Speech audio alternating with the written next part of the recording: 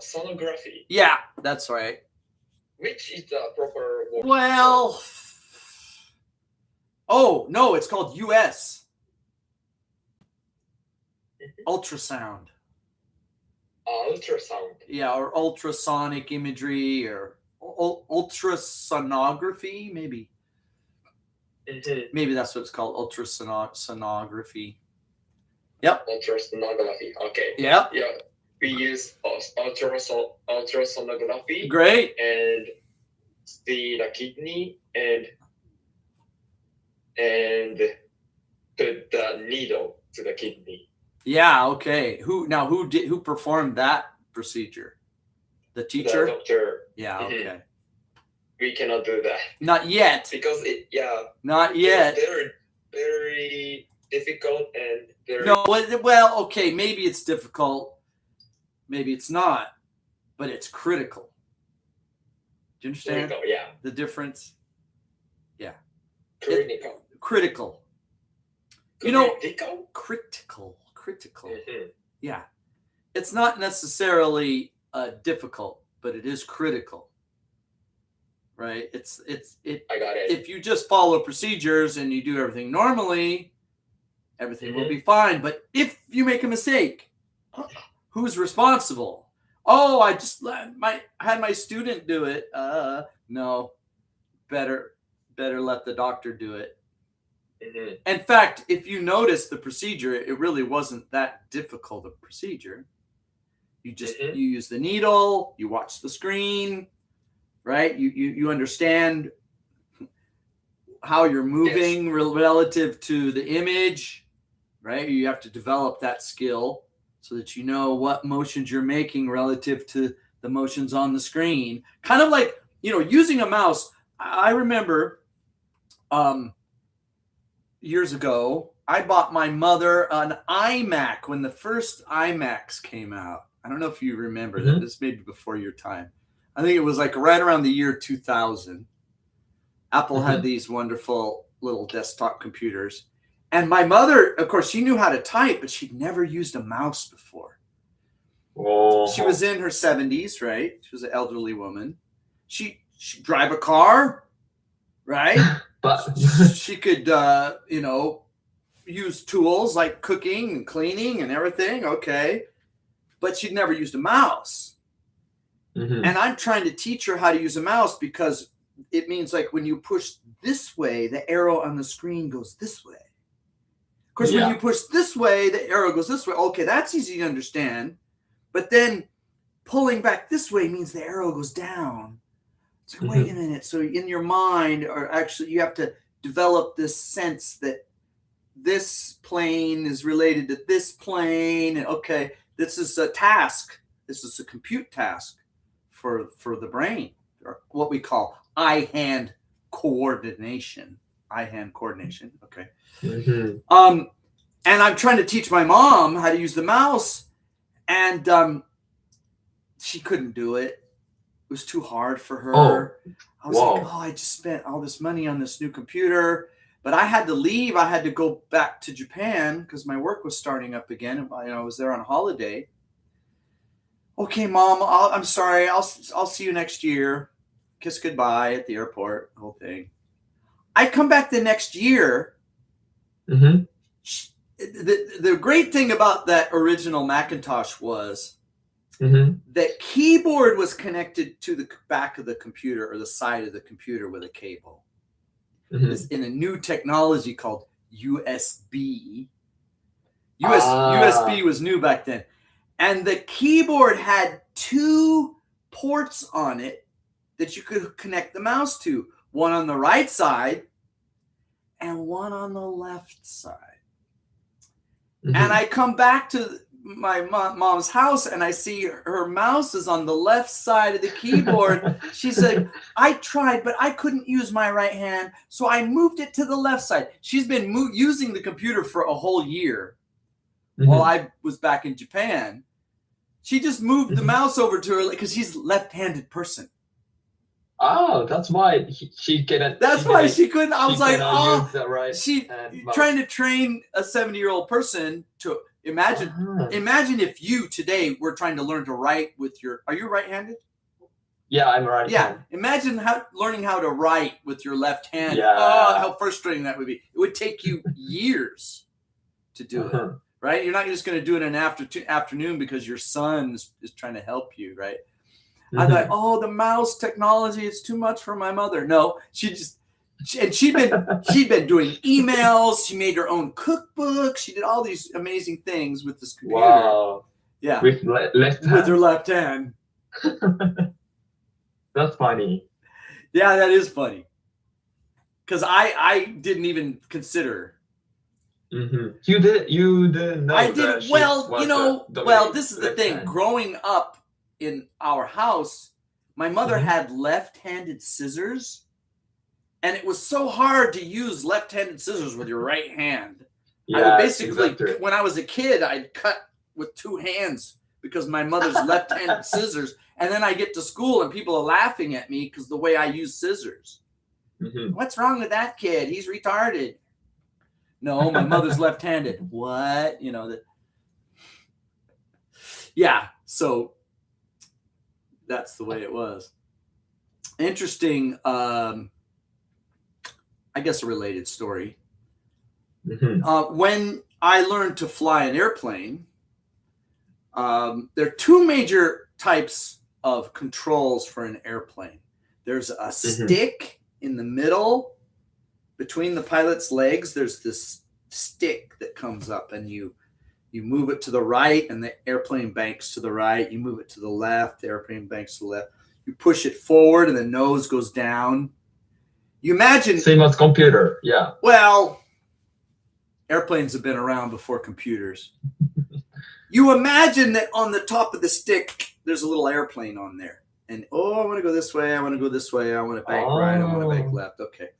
Now, some airplanes have a side stick. So, like an Airbus made in Europe, the pilot that sits on the left uses his left hand. Mm-hmm. And the pilot that sits on the right uses his right hand with what's called a side stick. The airplane I learned to fly in had a stick in the middle. Okay. And it was Just a lot one like... stick. Well, no, there were two because the guy in the back could fly too. The instructor could fly in the back and the sticks were connected. Right. So moving same as the trainer. In fact, if the training pilot, the instructor pilot would say, it's my aircraft, I have the airplane, okay, you let go and let him fly. And then he says, come on with me, feel along with me as he's training you into the aspects of learning to fly. Mm-hmm. And I actually got a license, and then I was in the military. We rotated to Okinawa, and this type of airplane was no longer available. So when I was training in Okinawa, it had what they called a yoke. Oh, it's I know almost that like one. It's almost like saw in the picture. Well, that's what the Boeing airplanes have. And this is more like an automobile steering wheel, but you push it forward to put the nose down. You pull it backwards to pull the nose up. And then, of course, you turn it this way to turn the wings, right? But you use your left hand if you're sitting. The pilot in command is sitting in the left side. And so is the student, right? So the instructor in the first airplane I learned to fly, the instructor was sitting behind you. But in this airplane, we were sitting side by side, and the instructor on the right is teaching you how to fly. And I knew how to fly with my right hand, but I'd never flown an airplane with my left hand before because I'm sitting over on the left side. He's like, okay, I'm like, well, I'm supposed to use my left hand. He's like, yep. Oh, and he's like, don't worry about it. It's a new skill. So, right. And this is what's interesting. Learning to write with your left hand is so hard because it's not a new skill. It's an old skill, but you're trying to do it with a different hand. This is a new skill. So it's like, oh, you're learning to do something new. But then again, I didn't tell him it was not a new skill because I had learned to fly an airplane with my right hand. But actually, it wasn't that difficult to do. Oh, yeah. Nice. I Yeah. was able to learn to fly with my left hand. My biggest regret of my life, when I first came to Japan about 30 years ago, Mhm. the summers are so hot and they're so humid. And I learned to use a sensu, Sensu. the Japanese style folding fan. I'm sure you know, in Japan there are Yeah, I two know types it. of fans. There's the uchiwa, which is, I think it was originally a leaf that was lacquered or something, right? Mhm. It's used for advertising. That's and true, I think, festivals and yeah. things. Yeah. Okay. But the sophisticated fan, like you buy in a Kyoto gift shop or something, it folds up with this beautiful paper display and all of this, right? And I love to use this thing, because I'm in Japan, and right, okay. One day, many years later, I'm sitting in a restaurant, and it's in the summertime, and I have a lesson coming up, and I got to eat. I'm in a pinch. I'm in a hurry. I get a seat, and the only seat available is near the door, and it's like August. It's midsummer in Japan. Every time the door opens, this blast of hot air comes into the restaurant. But the restaurant's full. I got to eat. I got a student waiting for me as soon as I'm done eating. I don't have time to go to a different restaurant or anything. I brought my sensu with me, but I can't use my left hand. I never learned to use it with my left hand. And so here I am. I can't use chopsticks with my left hand. Can you? No. Okay. You shouldn't. I mean, it's not. But I didn't realize if you're going to learn to use a sensu, you should train your left hand to use a sensu. Do you use a sensu with the left hand? You probably don't even use a sensu. Right. All the young people carry those silly little battery fans around with them, right? Yeah. They don't even use those things anymore. These days, battery is more useful. Well, you're supposed to, and I wish somebody had taught me 30 years ago. Hey, you should do that with your left hand. I'm like, why? Because in the summer, when you're eating with your right hand, you want the left hand to keep you cool. And I tried. I really did try. And it's like, talk about retarded child. Trying to use a sensu with my left hand. I couldn't do it. So I'm like, e. Didn't you practice after that? Never used. I did kind of try, and I'm like, no, it's too late for me. So I imagine the procedure, this kidnapsy biopsy, which is, does it have a technical name? Renal? Is it renal biopsy? Renal or kidney biopsy. Okay. Actually, yes. The tool in medical department is also made for the right hand. So the left hand, the left-handed students dominated people that they learn to use their right hands to do the procedures. Yeah. Because right hand people is more sure recent. Yeah. Sure. So it's difficult for them to use. Yeah, my mother would always say it's a right-handed world because doorknobs are usually on the left side of the door, so you can walk in, right? You have to use your right hand. All these things that, as right-handers, we take for granted, and the left-handers have to deal with. My daughter's left-handed, and I tell her grandmother was left-handed too, so it may be genetic. I think it's roughly 10% of the population is left-handed. Only 10%? Roughly, yeah. Yeah. I didn't know that. So let's talk a little about this procedure, the biopsy and the patient and the evaluation. Okay, so did you make a presentation? No, about no, that's okay. Just verbally. Maybe next week. That's okay. Verbally describe. So the 78-year-old woman, female. Okay. Female, and she had a she had a pancreatitis.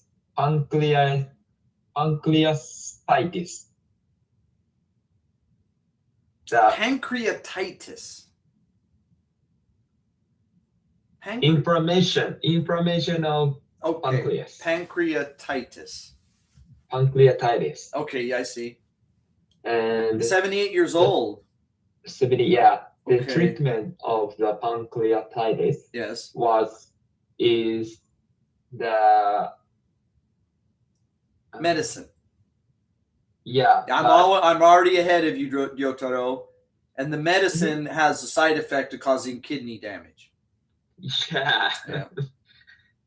So we need the intravenous fluid and the antibiotics. Oh, so this was pathogenic in origin. The pancreatitis was a pathogenic vector that was some kind of infection? No. Pancreatitis occurs with alcohol. She drinks a lot. She's a drinker. Mm-hmm. Okay. And then she became a pancreatitis. Well, okay. Yeah, that is a very big risk factor. Yeah. Yeah, okay. And I didn't know that. I know about liver damage and other things. I didn't know many things occur from the alcohol. Sure. Yeah, sure. But I didn't know pancreatitis. The cancer of esophagus. I'm sorry? Esophagus cancer. Esophageal. See, we have the noun and we have the adjective. Ah, okay. Right? So pancreas, and we could say pancreatic. Pancreatic. Yeah, would be the adjective. And esophagus, usually with a Latin word, the S is for singular. In English, we add an S to mean plural. Right? Like hand, hands. Right? But in Latin, an S means the singular. Singular. Yeah, and you drop the S to make a. Don't just say the pancreas because these are Latin. It's not English. These are Latin terms. Most of these medical terms come from the Latin language. So when you see an S on the end, like esophagus, pancreas, those are Latin words with an S at the end means singular. Okay, so don't get confused. S on the end in Latin means a single thing. And S on the end in English means plural, multiple. Yes. Kidneys, but a rena and renal, right? Because there's two kidneys, right? Okay. Anyway, so renal is the adjective and rena are the kidneys, right? I guess renas would be a kidney. I'm not sure about that. But esophagus is the noun and esophageal is the adjective. Esophageal. So I should say esophageal cancer. Exactly. Esophageal tumor. Yeah, you got it. Exactly. Yeah. Okay. Yeah. Okay. Esophageal cancer. I didn't know about pancreatic inflammation. Okay. And so to treat her pancreatic inflammation, she received the antibiotics. Antibiotic. Yeah. Time out. Okay. So I asked you, time out, slow down. I need a drink. Okay. Time out means you need a time. Well, I need time to ask to advance my question. You said this was not pathogenically mediated. But then you, the doctors, your hospital, your institution, prescribed antibiotics. Antibiotics are a counter to a pathogenic disease. Do you understand? You're fighting a bacteria or a virus. Yes. So you said it was alcoholic. Why are you prescribing an antibiotic for a condition that's not related to a pathogen? It's because antibody is prescribed for the prevention. Oh, So that okay. the main reason is prevention of infection. Okay. Because pancreas how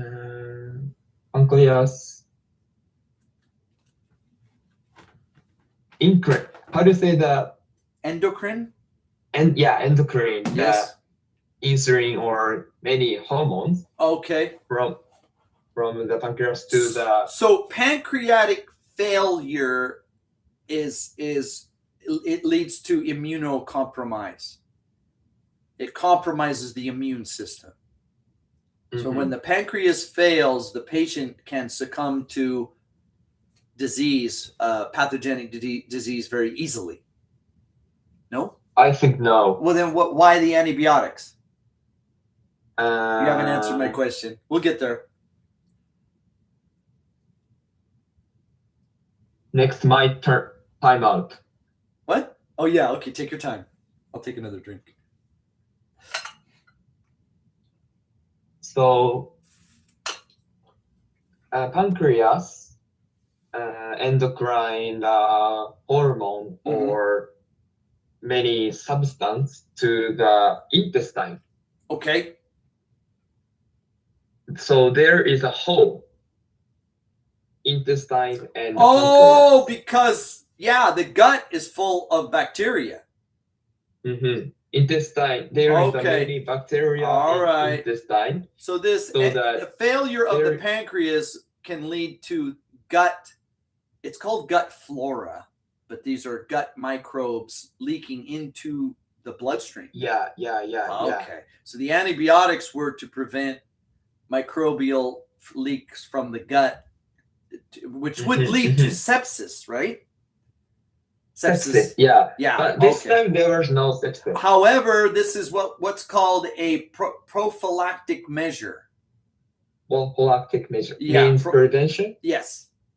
It's like setting up a shield, a guard. Yeah. I think it's called prophylaxis. Profile? You know the word profile? Profile. Prophylactic. Yeah. And when you prescribe medicine before a disease, this is called a prophylaxis. The noun. No, yes, and the noun is prophylaxis is like, better prescribe some antibiotics because we don't want her to get septic. Okay, because the risk of sepsis is so high. That prophylaxis caused kidney damage. Now, yes, go ahead. I'm listening. Go ahead. First time we prescribed the we call tazopite, the one of the antibiotics. Many wild spectrum. Broad antibiotics. Broad spectrum. Okay. Sorry. Broad spectrum. Broad spectrum antibiotics. Okay. But we changed to cephemetazole because we need to make narrow spectrum. Oh, why? Because the broad spectrum sometimes make the superbug. Yeah, superbug. Yeah. Not sensitive. Yeah. Okay. So we need to narrow the spectrum. Escalation. Okay, interesting. That's interesting strategy. So we change the antibiotics. Now, which antibiotic has the greater risk of kidney damage, the broad or the narrow spectrum drug? It depends on the patient. Well, evidently, all of these antibiotics have a risk of kidney damage. I need to search it. Now, I don't know now. Okay, my understanding is that substances like medicines that cause kidney damage usually also cause liver damage. So did you do a biopsy of her liver also? No, there is no damage on liver. But wait a minute, she's a drinker. Yeah. So she may have liver issues also. But she hasn't. That's interesting. It depends on patient. Yeah, that is interesting. That her alcoholism was affecting her pancreas and not her liver. But it's the reason why she has a pancreatitis is we think alcohol is the main reason. Okay. But there is no evidence because we cannot. It's suspected. We suspected, but not determined. Suspected, but not determined. Yeah. No one's know. Anybody? Nobody knows. Nobody knows. Know. Yeah. Okay. What were the results of the biopsy? Did you get biopsy results? Tomorrow's morning. Tomorrow. Okay. Yeah, it takes time. Yeah, it takes time. That's right. Now, the procedure for the biopsy, you observed it and you watched and you learned and you took notes. And so you're comfortable with this kidney biopsy. You understand the procedure now? Yes, I think. Okay. I'm not sure, but yeah. Yeah. Okay. So there was a kidney damage. And there was. Yeah, no, not now because we stopped by antibiotics. So what were the symptoms of kidney damage? Kidney damage. Was she presenting symptoms of kidney failure? A little. Can you tell me what the symptoms were? What her symptoms were? Can I search it? Yeah, you can. I don't know how to say go it ahead. in English. Oh, I see. You're just doing a translation. That's fine. Yeah. That's fine. Edema. Fluid Edema. edema. We say edema. Edema. Fluid buildup and swelling. Which was more prominent, the feet or the hands? Feet. Yeah, because most of the patient had the feet. Well, the lowest part of the body, right? Yeah. Gravity wins. And when you get older, you start to notice these blown like veins and capillaries in your feet, that kind of thing, purpling and mottling. And pregnant women succumb to these what they call varicose veins. Varicose veins. Yeah. Being pregnant, carrying a child for months, at the lower extremities. Yeah, life is hard. True. And animals that stand up. Name all the animals that walk on 2 feet. Oh, so elephant or giraffe has a. Well, elephants have different health issues, but humans are the only animals that transport themselves. Well, ostriches. Ostrich. But ostriches are birds, and birds are very light, have a very light body weight. Birds have hollow bones and feathers, and they're very lightweight. And I think when ostriches are running, they might actually use their wings to help them. Oh, really? Maybe. I'm not sure. Okay. Right. But it's not like humans running on 2 feet or walking on 2 feet or standing on 2 feet. Even the other primates use their arms, they use all fours. 2 feet. 2 feet. Oh, I thought that there was an animal who height. No, not 2 feet tall. I misunderstood. I said on 2 feet. On 2 feet. Yes. Okay. Yeah. Humans suffer where other animals don't because we are bipedal animals. We are really the only bipedal animals. You could say, well, birds walk on 2 feet, but they fly. The only time they spend on their 2 feet is, on the ground. Yeah. Yeah. So a lot of associated problems. If you get into orthopedics, have you done your orthopedic? Yes, I'm done. You did that? Rotation. Yeah. Rotation, exactly. Knee problems, right? Yeah. Many people has a knee problem. Yeah. And then not only elderly people. Well, we live so long too. Right? We live a lot longer than other animals. So wear and tear. I need to get a charger. I'll be right back for okay, 1 second.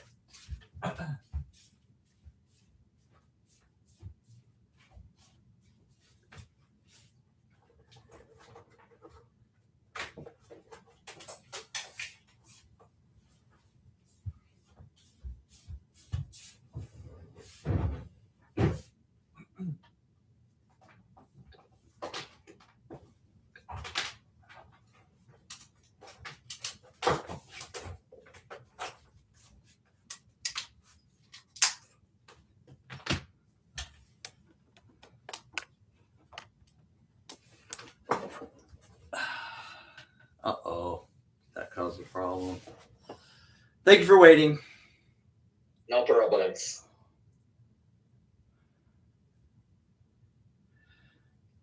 So, about the patient? Yes, I'm listening. Go ahead. We stopped the antibiotics. But we suspect that antibiotics occurs the kidney damage, but caused the kidney damage, but it's not sure. Okay. So we need to do biopsy. We need to take biopsy? Take a biopsy, sure. Perform a biopsy for the syndrome. Okay. All right. So that was yesterday. Edema was the major symptom. Other symptoms of kidney failure? No, mostly she has a no more. Okay, now here's the next question. Did she stop drinking? Yes. Oh, really? Yes. Doctor stops her drink. Well, the doctor recommended, but it's up to the patient whether they stop or not. I have a friend. He's just like 5 years older than me. He's a guitar player, and we like to go out and do music together. I sing, he plays guitar. We have a lot of fun. But this man is a super drinker.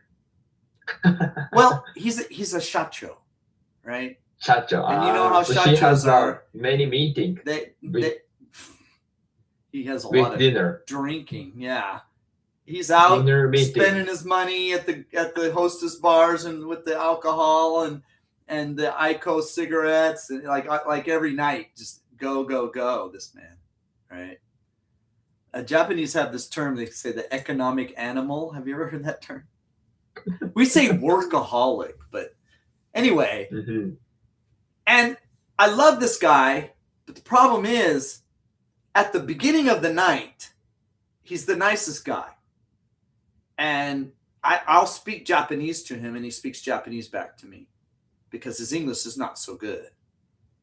But the more he drinks, his guitar playing starts to go downhill.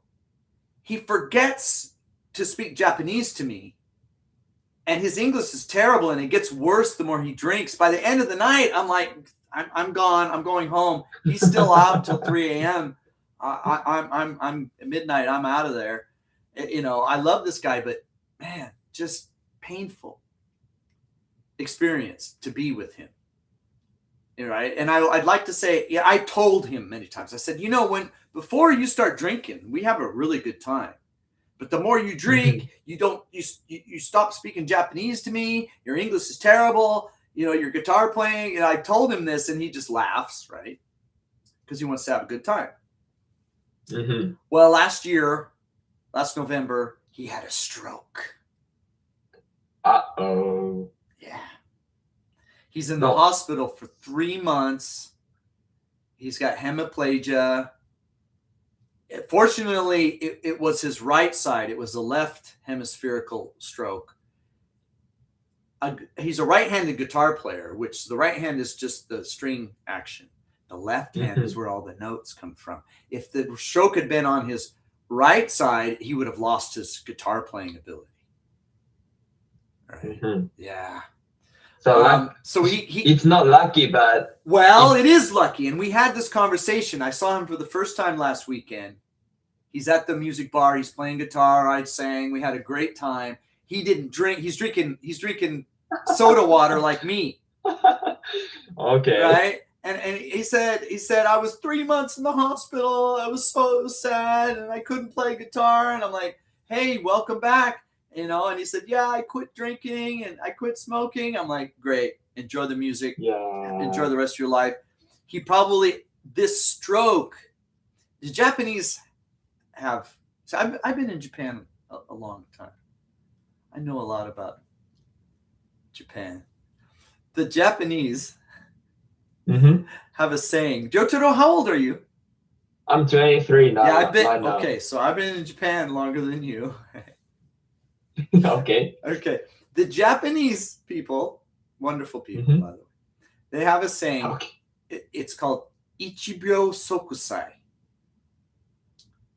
Do you know what this is? Do you know this? We usually say Mubyo Sokusai, but no, Ichibyo Sokusai. It's the one disease that keeps you healthy. Yeah. I can imagine what the kanji are used. Yeah. And for this for him is his Ichibyo Sokusai. The disease that set off the alarms and the red flags that said you got to stop drinking, you got to stop smoking. Otherwise, if it happens again. And he realized that, and the doctor said you could have the stroke again. If you drink. If you keep going where you're going. Drinking. And the next time it could be the right hemisphere. And there goes your guitar playing. Right? And so it may have added 10 years to his life. This big red flag that signaled him to, stop drinking. And we had a great time. He didn't try to speak English to me, right? Because his English he tries to speak English. He wants to talk to foreigners. He's always making friends on the street. Hey, come to the music bar, right? He tries English, but when I'm talking with him, I really want to have a conversation, and his English isn't really good enough. And for the first time, he didn't try to speak English to me all night. We had a conversation in Japanese the whole night. Not trouble English. Because he wasn't drinking. He could actually use his brain. Nice. Yeah. All the diseases associated with excessive alcohol consumption. It puts the body on an accelerated decline.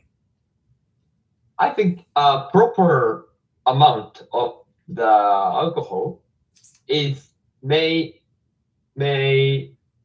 be healthy. Well, what doctor? I mean, you're not a doctor yet, but soon to be doctor. Yeah. What would you recommend as a healthy amount of alcohol?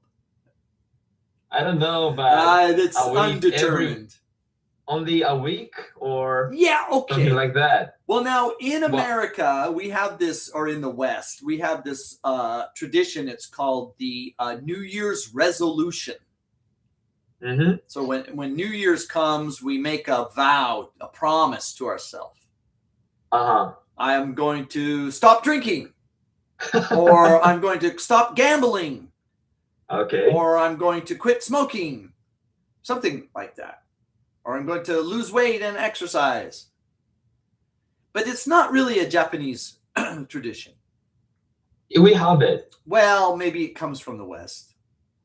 Okay. So what I would do every New Year's, I ask my students, what's your New Year's resolution?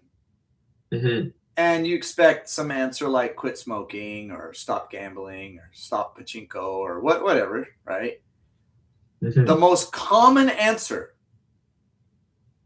from my students, I'm going to quit drinking one night a week. 1 night a week? Yeah. So instead of drinking 7 nights a week, they're only going to drink 6 nights a week. And maybe they actually don't drink Saturday and Sunday. Maybe it's every work night.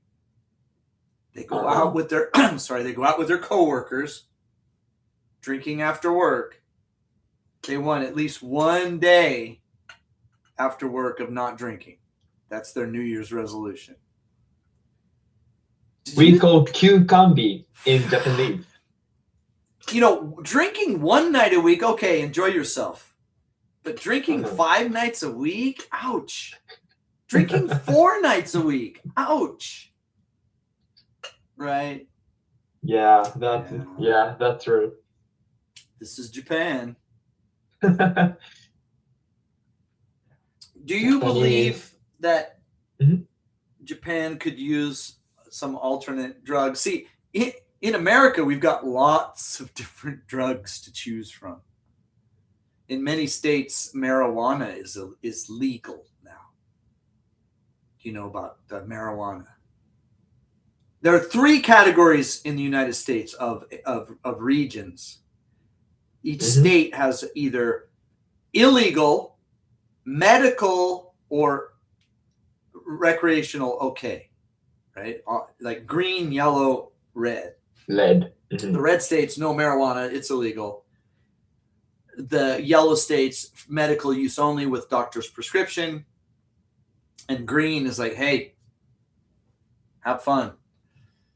I think it's like 18 and older. Maybe it's 21 and older. I don't know what the rules are, but maybe it depends on state. It depends on the, well, yeah, but I don't know about the age, what you know, for the medical or for the, I don't know the details. But Japan, it's very illegal. Yeah, the hard restriction. Yeah, strictly controlled. Yeah, okay. Now, if Japan allowed like adults over 20 to use marijuana, that kind of thing, wouldn't that give people some alternate drug, and there maybe not be so many alcoholics in the country? I don't know. What is I want to know your opinion as a medical maybe student. Yeah, but I think that drinking alcohol with colleagues or friends is fun for us. What about smoking marijuana with your colleagues and friends? Have you ever tried it? No, but there are many people. Food? Well, there are many people in other countries who don't drink but smoke marijuana. The cultures of the Islamic nations are that they don't drink alcohol, but they smoke tobacco. Have you ever seen these shisha shops with the hookah pipes and stuff? Yeah. Right? They're kind of popular now because a lot of Muslim or Islamic country tourists here, right?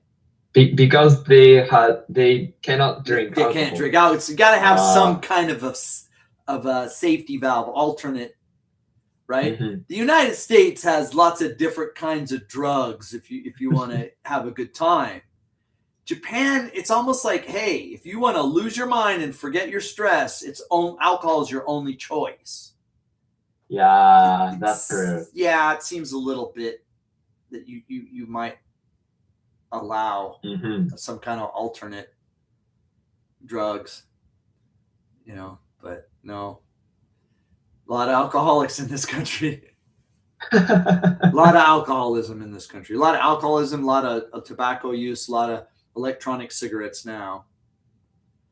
I'm very proud. I actually got Dr. Hayakawa to move over to the electronic cigarettes. He's been my student for many years. And how long was it? I think it was right around the time of the tsunami in Tohoku. So 2011. Around that time. So he's been my student for maybe 15 years or so. And his cough, here as an English teacher, you're very attuned to the students' pronunciation and their speech. Every 5 minutes, right? Dr. Hayakawa. Yeah. And I'm like, Koichi, you got to quit. Oh, I can't quit.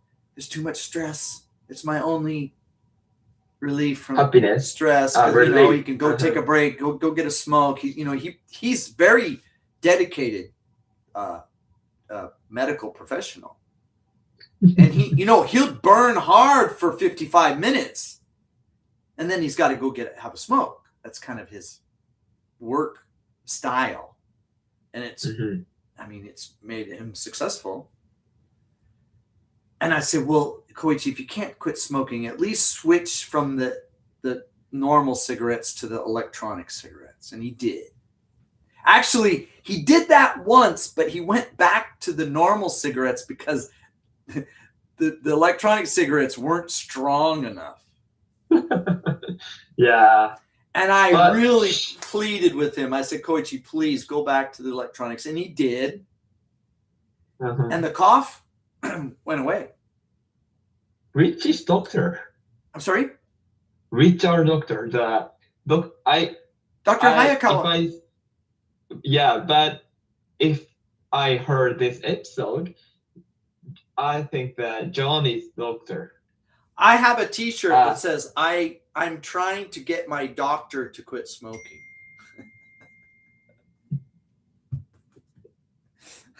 Wow. Yeah, wow. And I'm proud of that. There's your Ichibyo Sokusai. Mhm. Yeah. So according to this anecdotal data set, right? Data point, whatever. Accordingly, electronic cigarettes are not as damaging as traditional cigarettes. Mhm. Well, he doesn't Sorry? cough. He Yeah. doesn't cough anymore in the class. I think so. Oh, I'm not. you I didn't- think so? You just a don't moment, think please. so? He doesn't. I pay attention to that. I'll tell you, Oh, Ryotaro, you as an pay English attention. teacher. Okay, I okay. know I talk too much, but I'm also listening. And when a student's coughing every 5 minutes, it disturbs the class, right? But people need an escape valve. They need a way to celebrate and a way to just forget their problems and go have a good time. And unfortunately, alcohol is too common. Mhm. You know, like, yeah, one night a week, okay. It's not going to be as bad as 5 nights a week. Yeah. Yeah, if the stress will relieve in a one time in a week, Yeah. I think it's a good ways to relieve. Also, the type of alcohol makes a difference. Mhm. Evidently, I think it's Koichi's hometown, Kumamoto, has one of the highest rates of stroke Oh, because the preferred alcohol is shochu. yeah. Mm.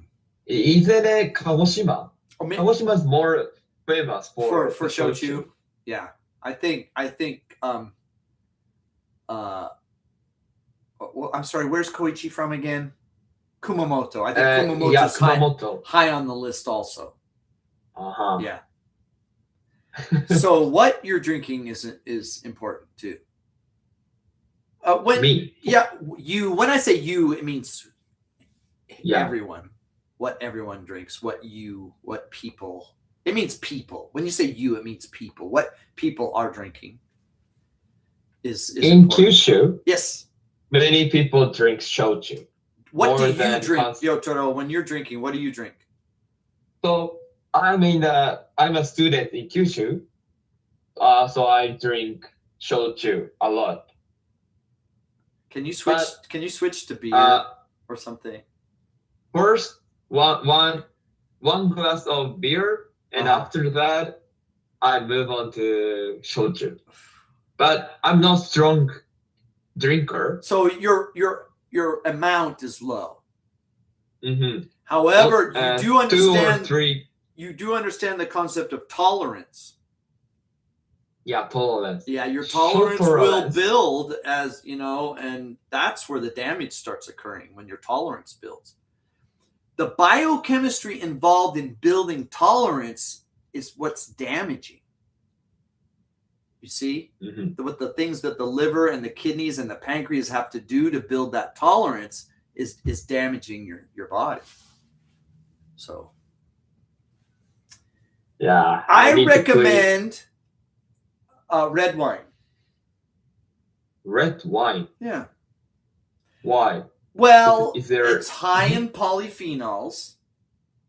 Uh-huh. It's low in alcohol concentration, which means it's mostly water, right? It's very like elegant and very, you're not like, okay, the red wine, it's like, it's, the consumption rate is low. You can have that one glass over an hour instead of, okay, more shochu, ike or whatever they say. That's, you want to avoid that, really. Have a good time, but take care of your body. You only have one. Yeah, I will take care. Yep. Yeah. I like the very dark beer. Like Guinness beer? Yes. I like to. Yeah. If I go out to the club, I might have a half pint, a small glass of Guinness with a meal. It's kind of nice. That's it. I'm done. No more drinking. And I'm very, my tolerance is very low too. I'm what's called a lightweight, like you. If I go and people, have another beer, and I do 3 drinks, I feel it for the next 24 hours, 48 hours. Like, what's wrong with me? Oh, I drank too much last night. So that's me. Take care of yourself. Yeah. Learn from the mistakes of other people. Mm-hmm. This is the great thing about being involved in medicine. You see all these sick people. Yeah, exactly. And you're like, if this person just took care of themselves, they wouldn't need us, right? Maintenance. Smoke, drink, and about food and exercise. Yeah. That 4 things I learned a lot. And don't forget, workplace safety. Exactly. Yep. Safety lines, helmets, gloves. Yeah, gloves and masks. Well, whatever. Yeah, just being careful. Yeah. So being able to see all these human mistakes, and mental note, don't do that. Don't do what that person did. Okay. The public is insulated from that. We don't see the bodies. They're taken away in these ambulances, and we don't get to see what happened to that guy. I don't know. He's going to the hospital. The people in the hospital, oh my God, they get to see it. It should be, medical training should be everybody's. It should be part of a high school. They should rotate the high school students through ambulance duty, just so they can learn. Don't do that. Wear a helmet. Don't drive too fast. Don't run a red light. Don't drink too much. Yeah. All those things. I will be careful. Thank you, Ryotaro. It was great. You had a lucky private lesson. Thank you. It was great talking the 1 with you. hour was short. It was. Yeah, it was. But I feel like 30 minutes or something time flies when you're having fun. Next week, same time. I hope to see you then. Yeah. I have a presentation which I want to share. Yes. That Dr. Hayaka was Hopefully we'll have a large audience next week. All right, Ryotaro. Yeah, thank you. If you have any questions, just post them on the line group. Okay. All right, I'll see you then. Thank you. Bye.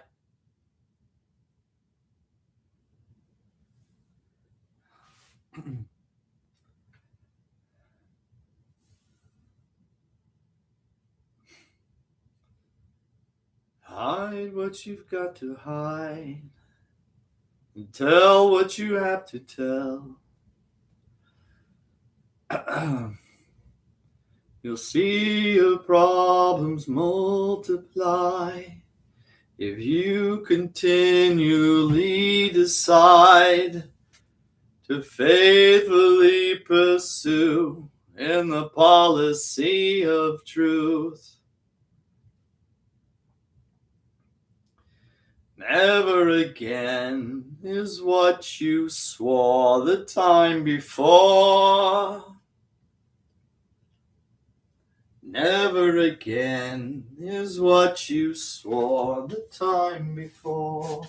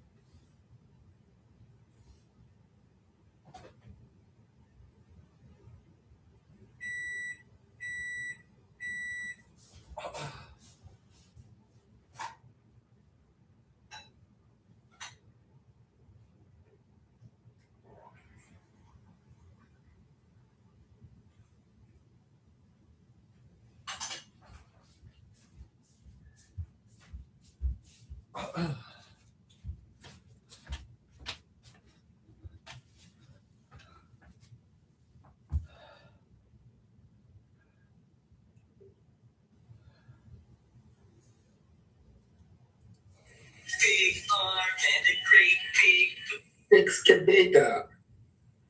Es- Do you know? Excavator. Oh, Blippi. My daughter loves Blippi. Yeah. はい。 My daughter loves Blippi. Excavator. Sorry. Excavator. My daughter wanted to be an excavator driver because of Blippi. I'm so glad you found Blippi. There's one more recommended, and that's Pepper Pig. You don't know Pepper Pig? I know you like Sesame Street, but Pepper Pig is good too. Pepper Pig. Yeah. Sorry. I didn't see the Pepper Pig, yeah. Okay. My daughter's English is a little bit British because of Pepper Pig. Yeah. Pepper Pig. Peppa Pig.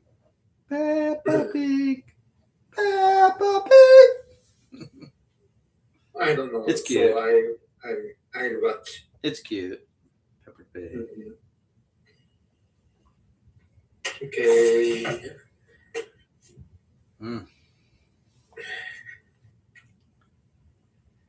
You'll see your problems multiply if you continually decide to faithfully pursue in the policy of truth. You ready? Okay. I'm ready.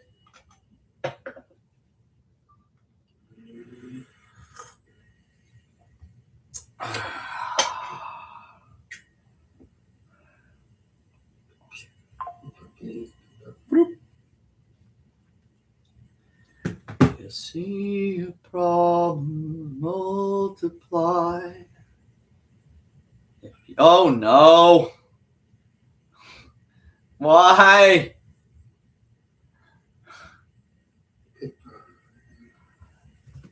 Sorry.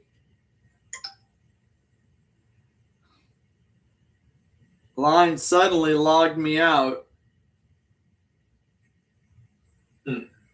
It's easy. Just log in with if you have two devices.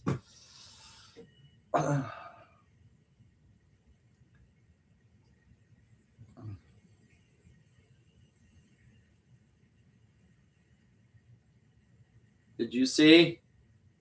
First day of school. Congratulations. Yeah. Yeah. Cute. Very. Oh, you sent me a PDF. Oh. Oh. Right. Are you getting more serious about your writing? I think it's not serious. But is it easier with the keyboard than it is with a notebook? Okay. It's up to you. It doesn't really matter how you create. You know, some people are more comfortable with writing in a notebook. Some people are more comfortable on the keyboard. Oh my God, how many pages? 2 pages. Yeah, not really. A little more than one. Okay, here we go. Please put more space between the lines. Space. Yeah, there's not a lot of space between the lines for me. Next time. Next time, okay. Yeah. Next time, put more space between the pages, between the lines, because it's hard for me to fit in there. All right. The purpose of writing in English?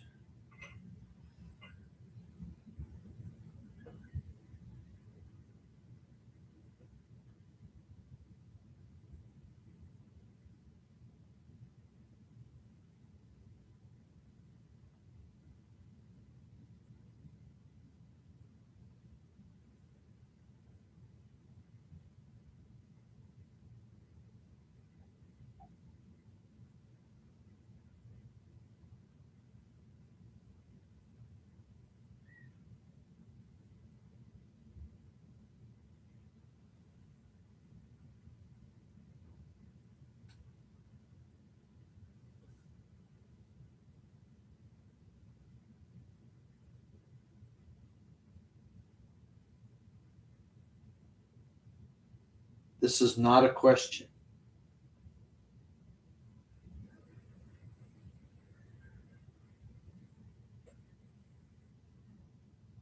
I've is not a question. Have I is a question. Do you see that? Oh, okay. Okay. Mm. Uh-huh. But you don't need a question. Oh. I see. I see.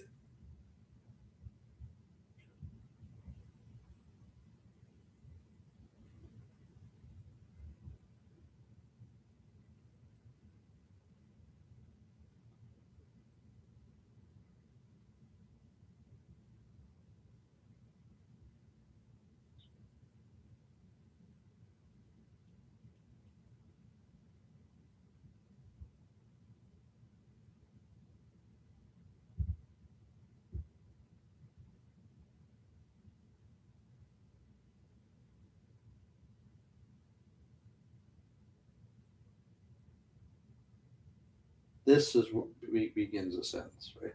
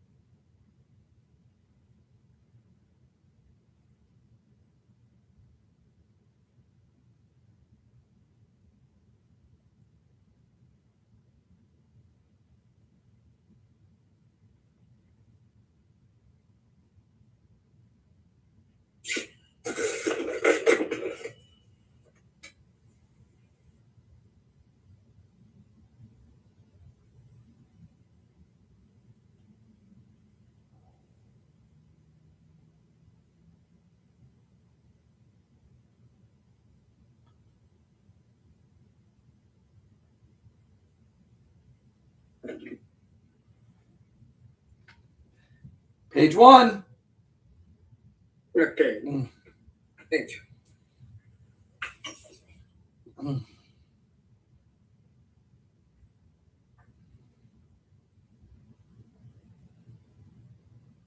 There you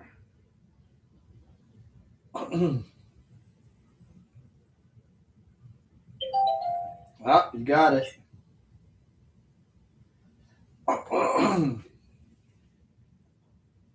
Oh, this paper said that. What? Huh?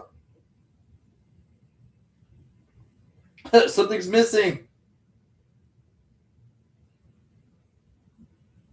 What did this paper say? Fumiya, What? there's something missing. Oh.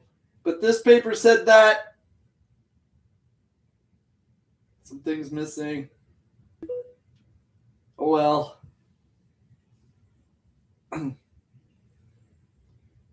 Fumiya, What? something's missing. What missing? I don't know what it is. I can't see it. It's not here. But this paper said that. Said that. What? What'd they say? I don't know. There's no ending. I thought it'd be on the next page, but now you're talking objectives.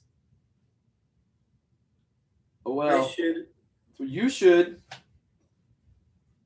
I don't know, Fumiya. Something's missing. Maybe the page break eliminated something. I don't know.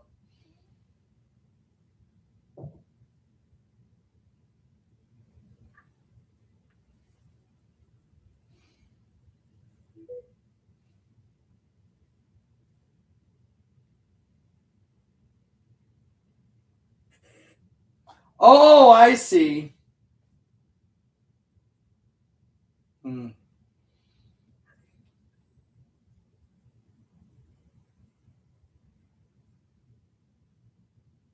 This is from paper. Yeah, okay. Directly, the English was. Oh, okay. The original English. I see. Was.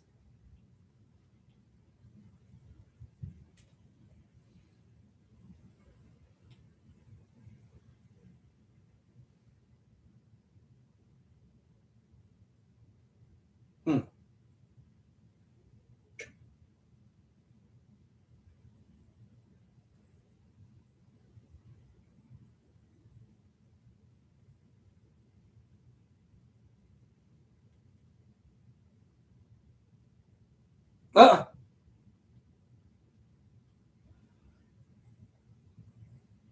No worries, Fumiya. We learned something.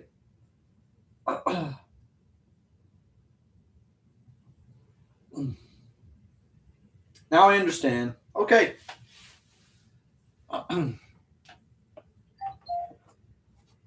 Oh gosh.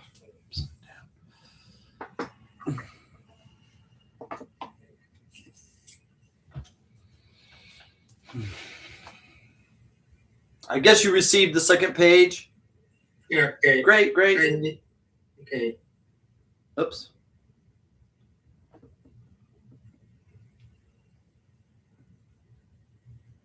Oh. Wow, it's a long story. Yeah, it's long, but we'll discuss. We'll discuss. Fumiya, to tell you the truth,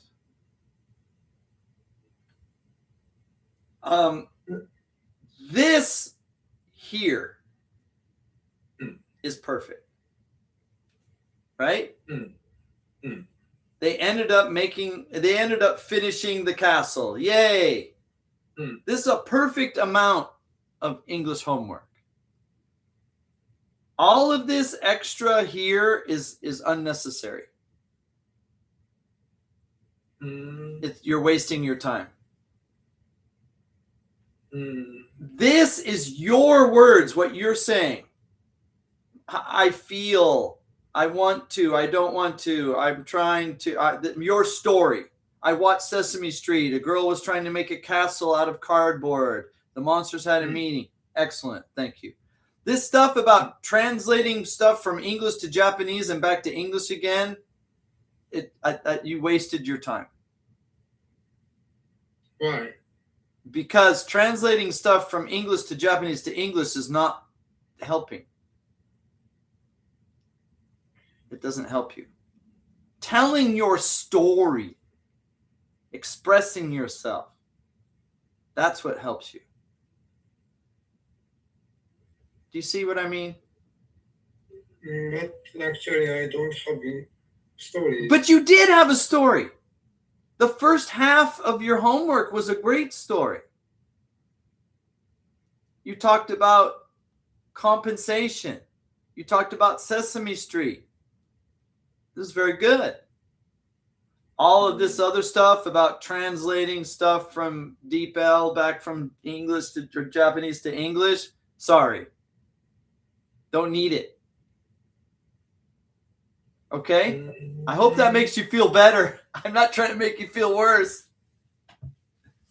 Go ahead and read, Fumiya. We'll discuss. Go ahead.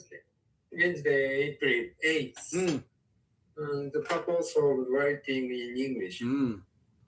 I don't have a purpose for studying English. I don't plan to travel, study, or live abroad. But why I've been attending this class for a year. Honestly, I admire those who speak English without hesitation. I want to be cool. I'm kind of shy. I want to be cool. Yeah, you don't need to say I want to be cool twice. You just say it one time. Yeah. Shy. I want to be cool. I'm kind of shy. Period. Because I'm not a handsome guy, I want to have something to differentiate myself. I want to be cool. We only one time. You don't need it 2 times. Okay? Okay. Good. Because I'm not a handsome guy. I want to have something to differentiate myself from differentiate. Differentiate differentiate myself from others. But I don't. This is called. This is called compensation in psychology. Okay. But I don't want to write homework because honestly feel sorry. I feel. Honestly, I feel. Honestly, I feel sorry for John. So it can't be avoided. My mistake. It can't be avoided. It can't be avoided. Okay. Okay. Maybe if I had a big ambition to use English, I would make more effort. Okay. I don't have any serious stories. What is my composition? I'm not even good at writing in Japanese, let alone English. Let alone English. I'm not even good at writing in Japanese, let alone English. Period. Let alone English. It's not joke. It's no joke. No joke. Yeah. I'm getting bored. I'm getting exhausted. I can't stand it. Help me. Help. Okay, let me help you. Watch some Sesame Street and enjoy. Okay? Okay. Good. I stopped writing homework and started making dinner, listening to Sesame Street on YouTube. So I have a question. You're cooking the Sesame Street. You're just listening and not watching the story.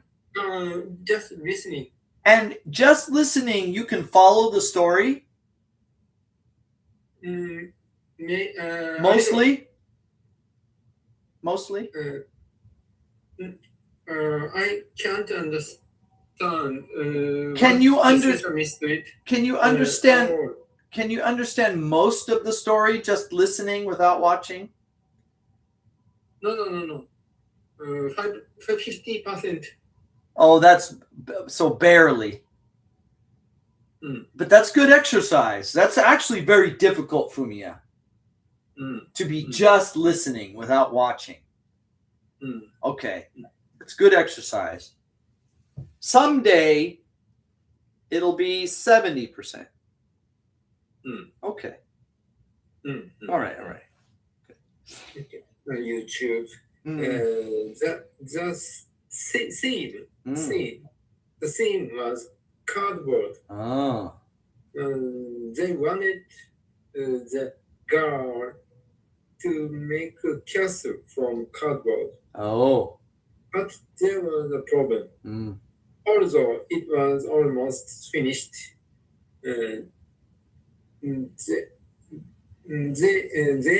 wasn't enough. Oh, there wasn't enough cardboard. I see.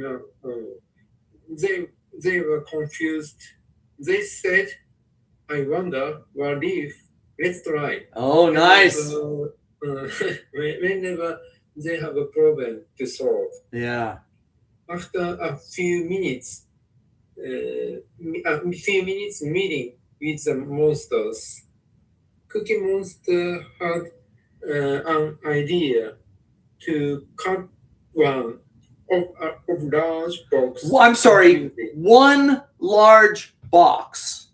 One large box. Or one of the large boxes. You have two choices. One large box. Or one of the large boxes. Sorry, I missed that. Okay. Use it. Okay. They ended up finishing the castle. Okay. Do you have questions? We're going to focus on this first part only. Okay. You don't have any questions? No joke. No joke. I'm not kidding. It's serious.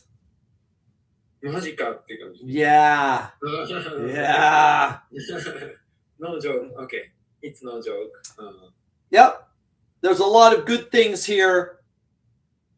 I would not worry about the next part of this. Okay? I would just focus up to the end of the Sesame Street story. Yeah. You tell your story about your reason for studying English, and then you tell the Sesame Street story.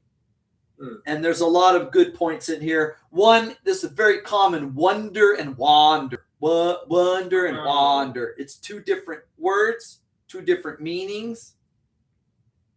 Very similar pronunciation, different spelling. So yeah, be careful. Okay. Good. Okay. All right. All right. Now, if you are going to be typing instead of, if you're going to be typing instead of writing, make sure you double space. Okay. Well, now your job's easy because one page comes so quickly. Yeah. Okay. And you told your story about your struggle with English, why you study English. I want to differentiate myself. That was nice. That was half a page. Then you told your Sesame Street story. That's like 2 weeks of homework, actually. You didn't need 3 stories. Uh-huh. Yeah. So don't punish yourself. You're punishing. Oh, what do I do? English homework. Oh, help! It's like, no, Fumiya, you're done. And then you told your Sesame Street story. That's a bonus. Uh-huh. The situation with translating from English to Japanese back to English again, that's a really waste of time. Sorry. You were finished after differentiate myself. Okay. Then you added the Sesame Street story. You could have waited till next week with that story. That's enough. Okay, do you see my point? I want to use 2 papers. I don't, because I end up spending more time trying to correct your English and we can't discuss. And then we can't focus on the basics, right? Because we have a lot of basic, when a student sees all this Aka pen, help, it's too much for 1 week. So we want to take small doses of the medicine, step by step. Okay, good. Now I'll tell you my story. I have a friend. He's about my age, and he likes to go out and meet people. He has an Instagram. He has a YouTube channel, and he wants to go to these events where the young ladies are and make friends. And he's like, "Come on, let's go to the pizza place. They're having an event. Come on, let's go to the hamburger place. They're having an event." I asked him a question. I'm like, "Do they have music? Do they have karaoke? Do they have microphones?" "No." "But you like pizza. Let's go." I'm a guy eating pizza, right? There's no differentiation. "Oh, let's go to the pizza. Let's go to the hamburger event. You love hamburgers." Okay, now I'm a guy eating hamburgers. I'm not special. I tell him I need to be somewhere where I can sing so that I have a small chance to impress people. If I'm sitting at a table eating a pizza, I'm not special. If I'm sitting at a table eating a hamburger, I'm not special. But if I have the microphone and I'm singing a song in front of all these people, I have a chance to compensate. So I have the same. I feel like same as you. For you, it's English. For me, it's music. Do you understand my story? Every weekend, my friend says, "Let's go to the pizza event." I say, "Is there music?" "No." "Sorry, I don't want to go." "Why? They're pretty girls." I'm like, I'm not special. Maybe the girls are pretty, but I'm just a guy eating pizza. He says, "Let's go to the hamburger event." I'm like, "Do they have karaoke?" "No." "Sorry. But there's pretty girls. Come on." I'm just a guy eating hamburger. I'm not special. Right? And so I say, "I'm going to the music event. Sorry. I'm going to the open mic. Sorry. It's my only chance to compensate." Compensate. Sorry. Yeah. Compensate. No, you wrote it. Your homework. Compensate. In psychology, it's called compensate. Oh. That was your homework. That's what I'm talking about. Compensating. Sorry. Okay. For you, compensating is English. For me, compensating is singing. Okay, I understood. Yeah. Okay. Yeah. So we have a very similar story. When I graduated university, I had a degree. I had an engineering degree. But I was not satisfied. because I could only speak one language. Mhm. At my university, there were many professors with PhD that could only speak one language. I was not impressed. I did not think they were special. I think they just stayed in school longer than me, right? You're some American guy, you study engineering, and you two more years of school, and then 3 more years of school, and now you have a PhD. You still can't speak 2 languages. You're not special. We call you doctor, we call you professor, but you only speak 1 language. I'm not impressed. I'm moving to Japan. That's my story. Mm. You want to use? I want to compensate. I want to be special. And music is a very similar skill. You see some very normal looking person at this bar, right? Kind of an old man. Maybe he's bald. Maybe he's a little fat. His clothes are not so nice. He goes over, he picks up the guitar.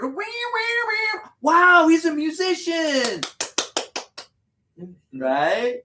Mm. You see this guy, average Japanese. He's a physiotherapist. He studies English part-time. Oh, he speaks English. Wow. He's special now. Yeah. It's motivating. It's motivating. Some special. It's like a superpower. You understand the superhero movies, the superhero stories, the comics like Marvel, DC, Superman.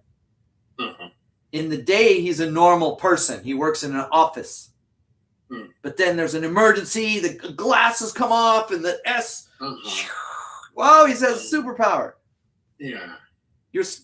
This would happen to me sometimes. I used to go to this club in a very local. I used to live in a very local Japanese area of Osaka called Shijo Nawate. It's a very local place. You don't even know about it. It's the Kitakawachi area. The reason I moved there is because I wanted to be away from other foreigners, because it helped me practice English. If I was around other foreigners, I wouldn't have time to practice Japanese. Japanese. It would help me practice Japanese, to be away from the other foreigners. All the other foreigners were living in the Namba area or the Umeda area near the center of the city or whatever, where the other foreigners were living. And every night they go out to the gaijin bars, and I'm like, no. I want to study Japanese. I want to be around people that don't speak English. So there was one club I used to go to very often after work, this little izakaya. They had nice food and drinks and, kind of cute atmosphere, small. Kaizokumura. Shijo Nawate. Okay. So I'm sitting in there and I'm talking with the master. Of course, my Japanese is not so good. I'm struggling. Right? I've only been in Japan 2 years, 1 year, right? My Japanese is skoshidake, right? And most of the local people, they treated me kind of like the stray dog. Stray dog? Stray dog. Sometimes you see a dog on the street. Like, whose dog is that? Oh, that dog has no owner. Oh, well, let's give it some food. You understand a stray dog? A pet that has no owner? Owner. No owner. No owner. Do you understand? A stray animal? Stray animal. Stray. Stray animal. Yeah, has no owner. Stray. The animal has no home. It lives outside. Okay, we found a stumbling block here. Stray animal. In Japanese, Nora. Yes. Oh. So here I am in this very local neighborhood with just a little Japanese. And most of the local people, they look down on me like a stray animal. Oh. They're like, oh, there's the guy whose Japanese is not very good. And he doesn't understand what we say. And he sounds kind of funny because he can't really speak very well. But he's got blue eyes and he's an American. But so people would look down on me. I mean, they were nice, but the image, my image was like below the other people.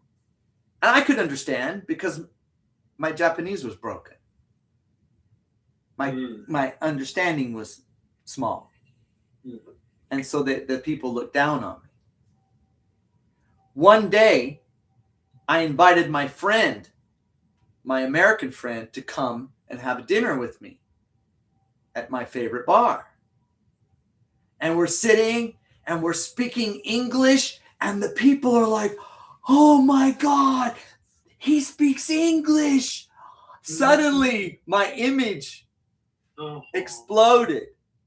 You see, my superpower, the big S.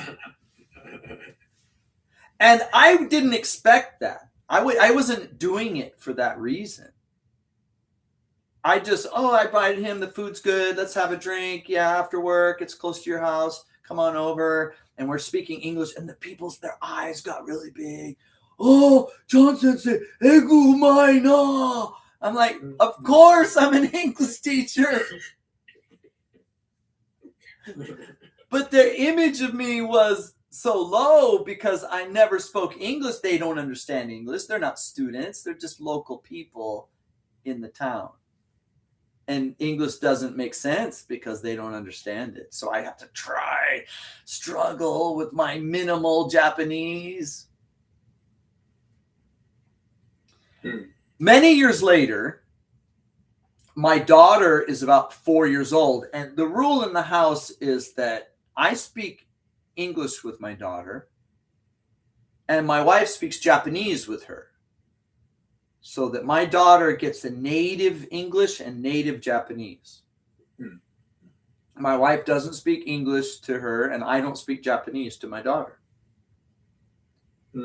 So in my daughter's mind, mom speaks Japanese, dad speaks English. Okay. A couple years ago, I had a problem with the internet. So I had to call the JCOM company, call them up. I'm doing this like a phone. It's a smartphone. Okay. In the back in the day, we used to hold a phone like this.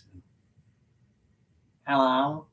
But anyway, I had to make a call because I had a problem. So I went into the bedroom with the phone, and they don't speak English. So I had to speak Japanese. Sumimasen, internet no mondai aru desu kedo. I'm speaking Japanese. My daughter walks in the bedroom.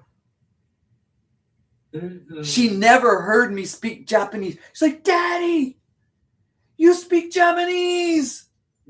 I say, it's an emergency. It's an emergency. It's an emergency, sweetheart. Go see mommy. Go see mommy. Moshi moshi. Yeah, it's a superpower. But superpowers are not easy. Superpowers are difficult. Yeah. Yeah, exactly. Exactly. That's why I been studying. But that's a good reason. It's a good reason.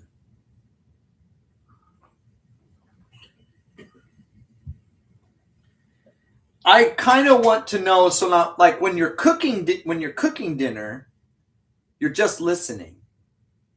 But then when you're eating, you're watching and listening. So you say when you're just listening, it's about 50% understanding. When you're watching and listening, is it higher? Yes. How much? Yes. How much higher? 80%. Very interesting. Yeah, very interesting. Actually, I don't have. I don't understand a whole thing, but but maybe Elmo want to say. I really understand what Elmo wants. It's a good way to study. I imagine when you're rehabilitating someone and they're holding on to you and you're walking with them, and I guess what do you call that? Assisted mode, assisted walking. I don't know the terminology. You assist, and eventually they're using the rail, and then no rail. They're working up. They're reducing the amount of help during the rehabilitation. It's the same with language. Yeah. You have all these visual cues like the story, the characters, maybe even the subtitles, but then turn off the subtitles and then listening only. You're moving up the challenge ladder. Yeah. That's a good method.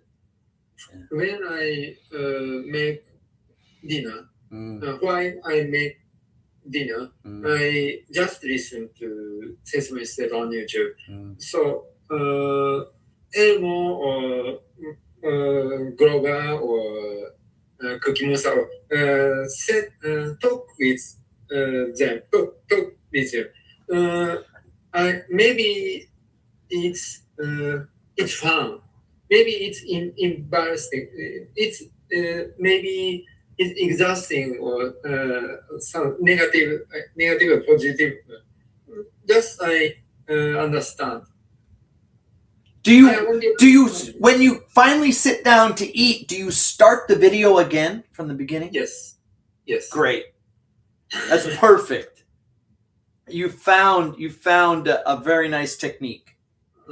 Yeah. When the Elmo said, "Oh boy." Maybe it is a positive idea. Great. To yeah. So you have this kind of about, and this is where we talked about. When you study language, about is okay. For Japanese school and tests, hyakuten manten, that's not about, and you can't learn language that way. Language starts with about. About is very good. And you move from about to better. Right? Yeah, that's a great, I think you found a really good technique. Yeah. After start again and without subtitles. After next day, breakfast. Same story. Yes. Play back and go again. Now, this is the great thing about music. With dramas, we see it one time. A movie, we see it one time. Maybe we see it 2 times. It's not normal. But music, we listen to the same song again and again and again. Yeah. That's what's great about music. On YouTube, music, it sounds good for me. Good. That's motivating. Yeah. I feel really bad. When I came to Japan, I wanted to like Japanese music, but I don't really. There were a few songs, there were some, Spitz songs or Mr. Children. I think Mr. Children was kind of interesting, but the best music in the world is probably British music. British and American. Some Australian music is very good. But Japanese music, sorry. I tried. I was hoping, if I can get into the music, it'll help me learn. But I don't really like Japanese music. Sorry. Sounds not good. Sorry. Uh-huh. How about Enka? Oh God. Those singers are very talented. And the reason is very interesting. In English, we have many vowels.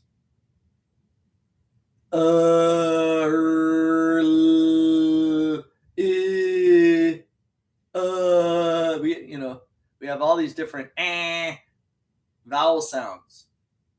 Japanese has a, I, u, e, o only. Yeah. So how can a singer sound special if they only have 5 vowels? It's going to be very boring. And this is probably why Japanese pop music does sound boring. There's only 5 vowels. It sounds so childish. A, I, u, e, a, I, I, o, u, e, a, I, I, u, a. Sounds so like a child's, like a Yochien song. But Enka, the singers have all of these different techniques that they use, like kobushi, right? And what are the other techniques that they use? I forget the names of the techniques.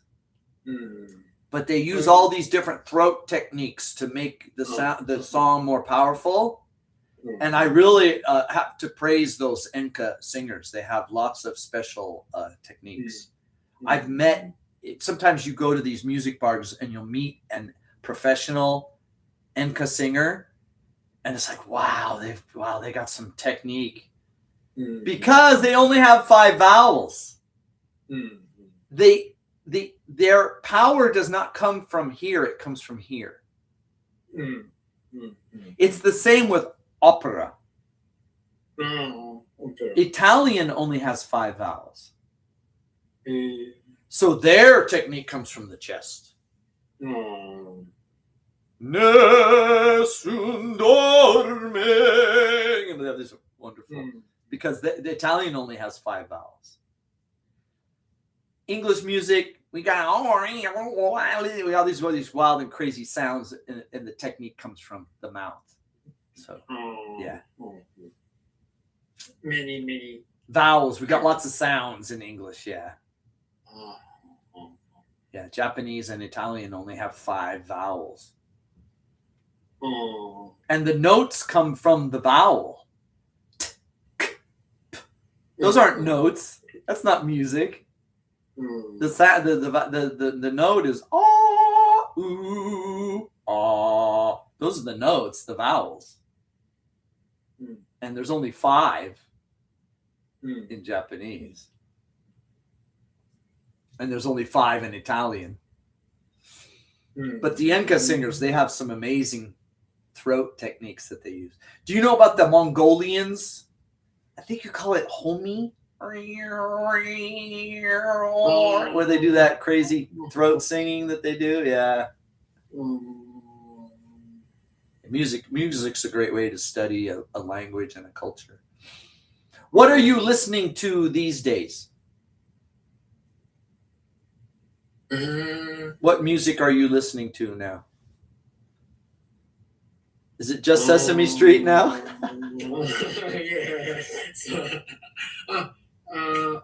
Do you know this music?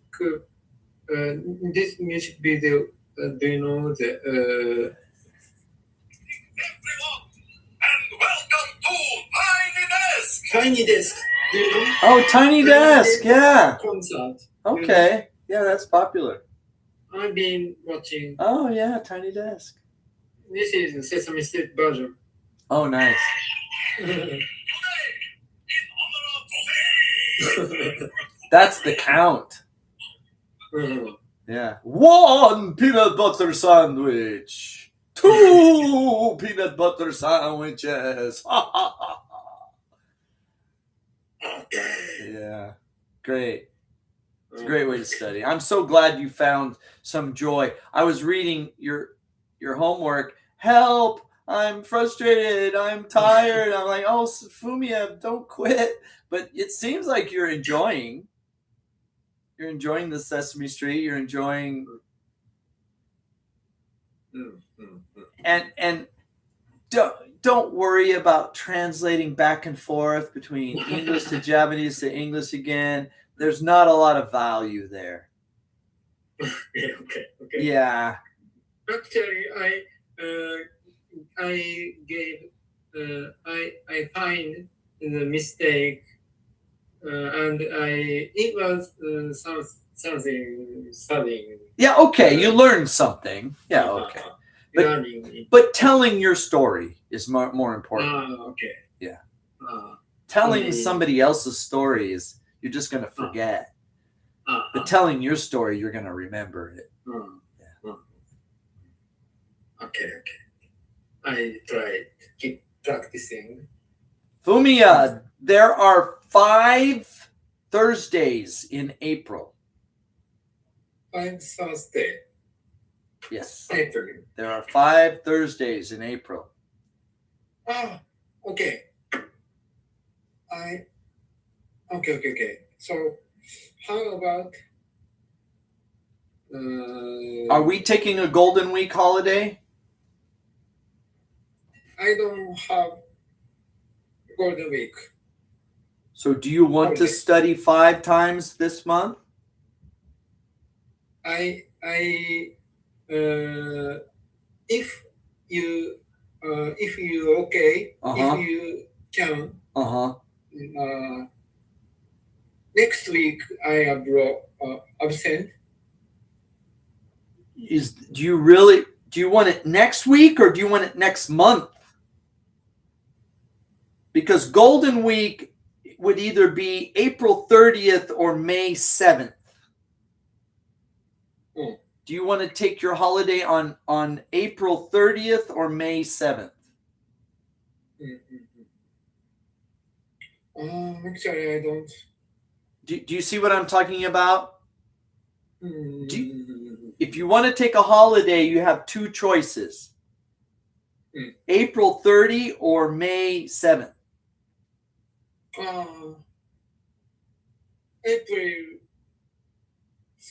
April 30. So I'll take you off the schedule on April 30.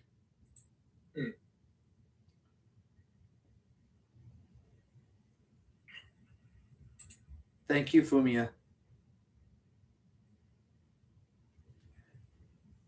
So then it's 4 lessons every month for the next 3 months. So no worries.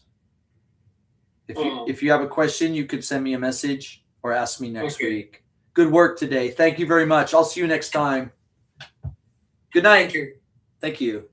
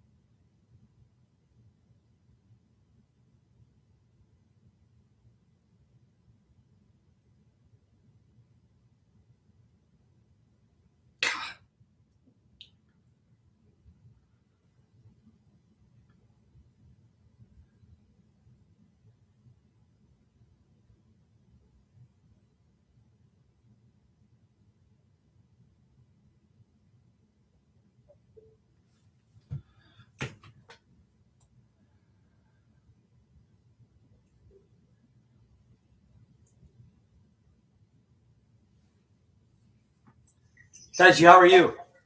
Hi. I'm Please, good. please tip your screen down a little bit for me. Oh, okay. Thank you. Yeah. What's new?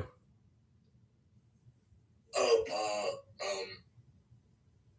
I just had my first day of school this week. It was normal. Normal. Yeah. I mean, like, there were like some loud kids, but I mean, like, I don't think they were a problem. There, my daughter. Did you see the picture of my daughter's entrance? Oh yeah. Picture. There was one kid that was completely out of control. The parents had to go up and hug him and pull him off the stage because he was just. The music started and he was dancing around, running around, and he was just a complete. I think he was. Well, I think we call it ADD. Like a little bit, like special. Not a little bit. He was totally out of control. Oh. Yeah. You know, like when you say, sit down, be quiet. No, not this kid. There's no sit down and be quiet for this kid. He hears something. Damn. He sees something. He runs over to grab it. He hears. I think if the parents take him out, they have to put him on a leash. You ever see the child leashes? It's like a harness with a rope that attaches to the parent so their children won't run out in front of the cars. No. Have you ever seen that? I've never seen that. You've never seen it? I've seen it before, and I have two minds about it. I'm like, oh, that's a good idea, but then wait a minute, it's a child, it's not a pet. Oh, yeah, you know, so,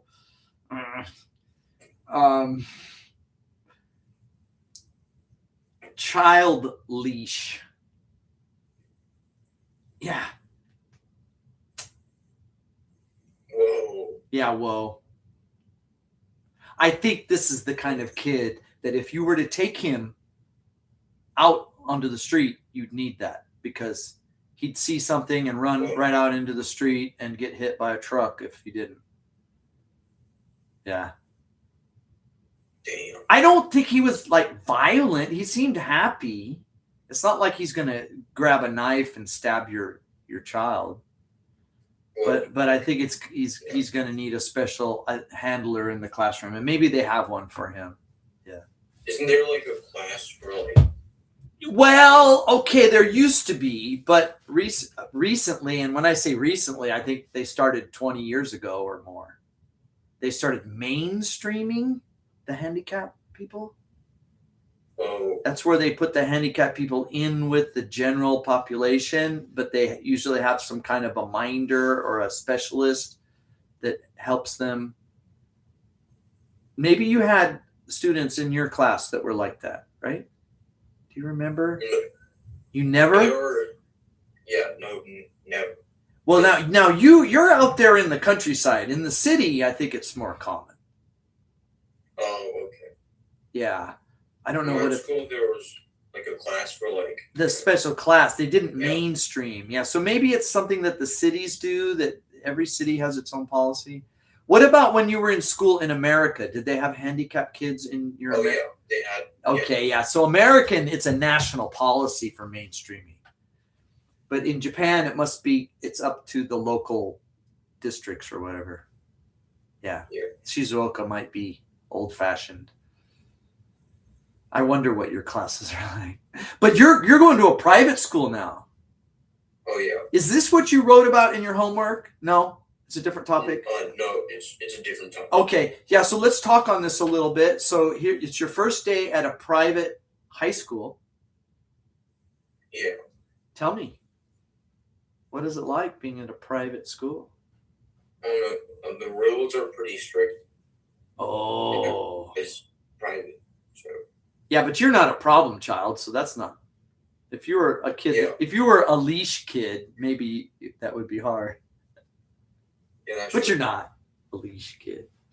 All right. There's like 18 classes in my grade.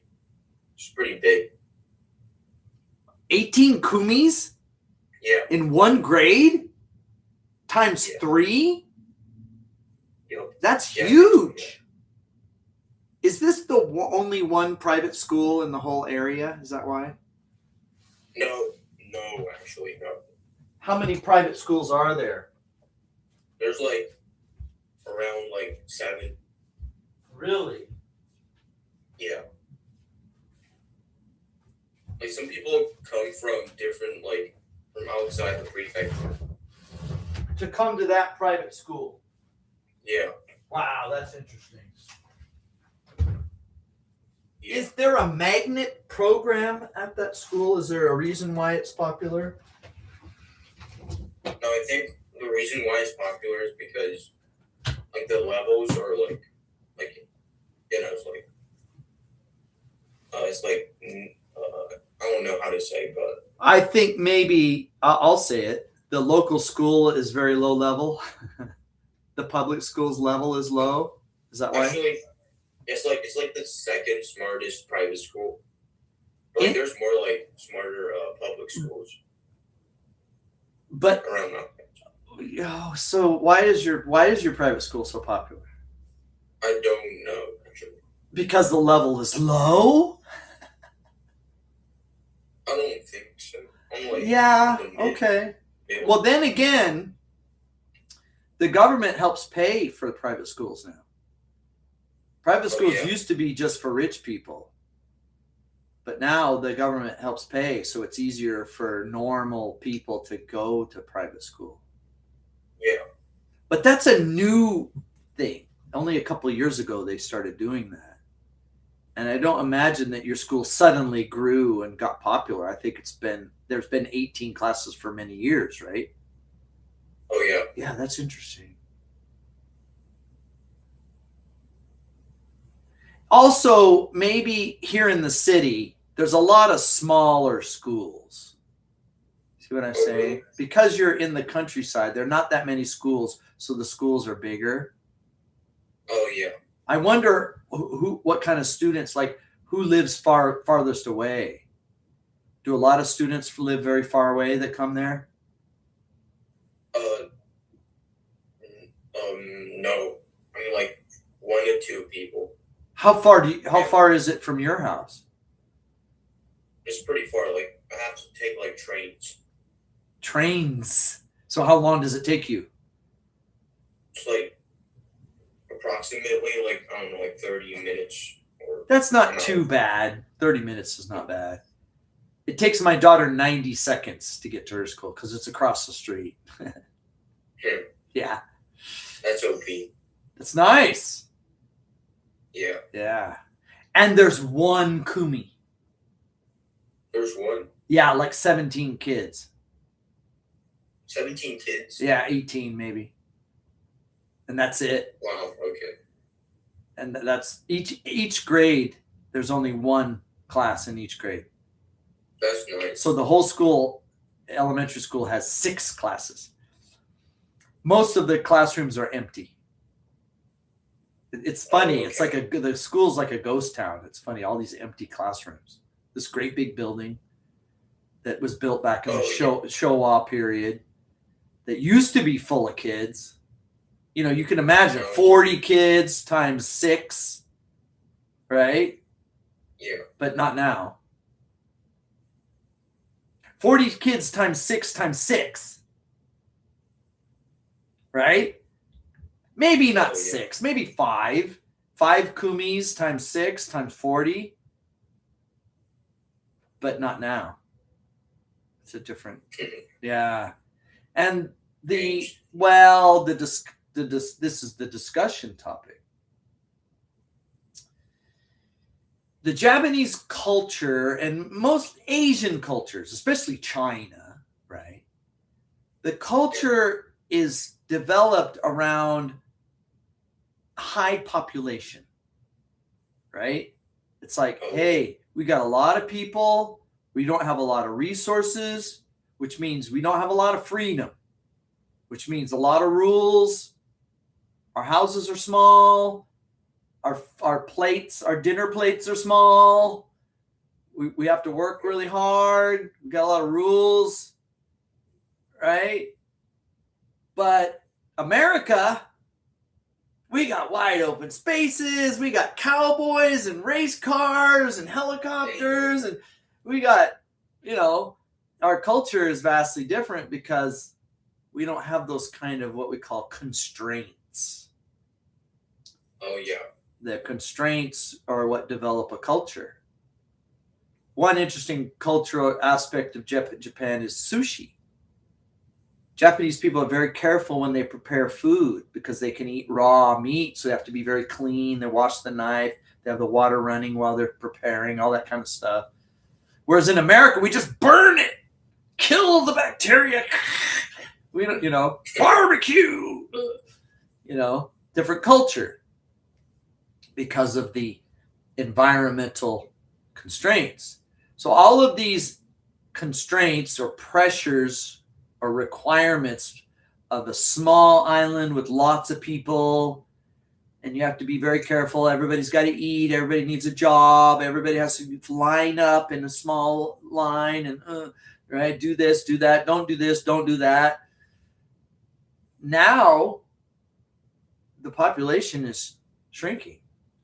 Families are smaller, right? We have empty classrooms in the school. What does that do to the culture?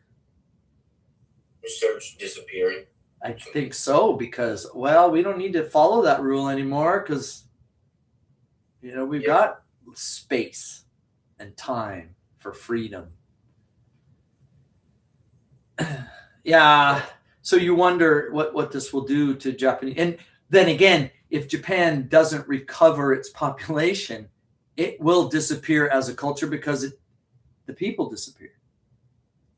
Right? No people, no culture. They can't pass down the cultures. Why do you? That's exactly right. They can't pass it down. How many students in your class? Oh, like 36. 36 times 18 for 1 year. Jesus. Yeah. What is your class? Ichino Juhachi? 10. Ichino Ju. Okay. Yeah. Wow. So go ahead. I'm listening. Go ahead. Like the halls, they're all crowded. I guess so. You can barely fit in. Wow. The halls. Yeah. Yeah. I was looking for my daughter's classroom, and the vice principal wanted to show me, and I'm like, no, I think I can find it. Just tell me what floor it's on, because it's the only class on the second floor. It's not like I have to search for my daughter's classroom because it's the only one on the floor with students in it. I'm not going to just walk into an empty classroom with no children. Yeah, but he was trying to be polite because when he went to school, There's 6 different kumis, and you needed, somebody to show you which class your child is in. So he's all being Mr. Polite to try to guide me. I'm like, no, that's okay. I can find it. Oh, so desu ne. Oh, so desu ne. Why do you think? I know you're young. You don't have a family. You're not an adult yet. But what do you think the reason is that people aren't having families anymore? Like they're busy and stuff. Busy. And when you say busy, picking rice, busy fishing, busy fixing the fishing nets. Busy working because the prices are going up. That's true. So economic pressure. Yeah. All right. Life is expensive.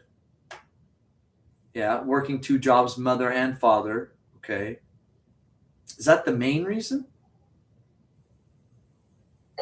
No, but I think so.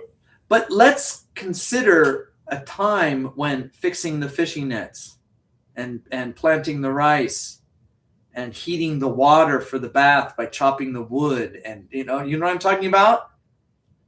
People were busy, right? They didn't have computers. They didn't have smartphones, but they were surviving, right? And they were busy surviving, fixing the roof. When was the last time you fixed your roof? Well, these people had to fix it every year, right? Oh, yeah. Right? Fixing the fishing net. When's the last time you fixed the fishing net? Probably not. Never.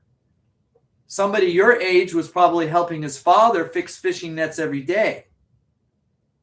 Somebody your age was out with father on the boat fishing every day. While the little brothers were home with mom helping her around the house, like catching chicken, finding chicken eggs and stuff while she made the miso and that kind of thing, right? Busy people. Oh, yeah. Because survival. So you're saying that because mom and dad have to work and life is expensive, they're not having babies. Yeah, I think. Yeah, but it doesn't Really? make sense if you think about it that way. So maybe that's not the reason. That is the most common reason that people give. And it's the most common reason that you read about. But if I illustrate this fact that people in the past were even busier, life was even harder. Day and day, you might not eat because if you don't catch fish that day, if the rice crop fails, but they still had babies. In fact, they had a lot of babies. So why are people not having children? I think I have another reason. Yeah, okay. Like school, like school expenses, stuff. Yeah, okay. But it's just paper, right? I mean, it's paper chasing paper. I need more of this paper so I can go to this place where I can write on the paper to get a piece of paper. It's, I still got a bento for lunch. I still got dinner waiting for me when I get home. I still have a breakfast every morning if I get up early enough. And I wonder if it's psychological. Oh, okay. Yeah, I just wonder if it's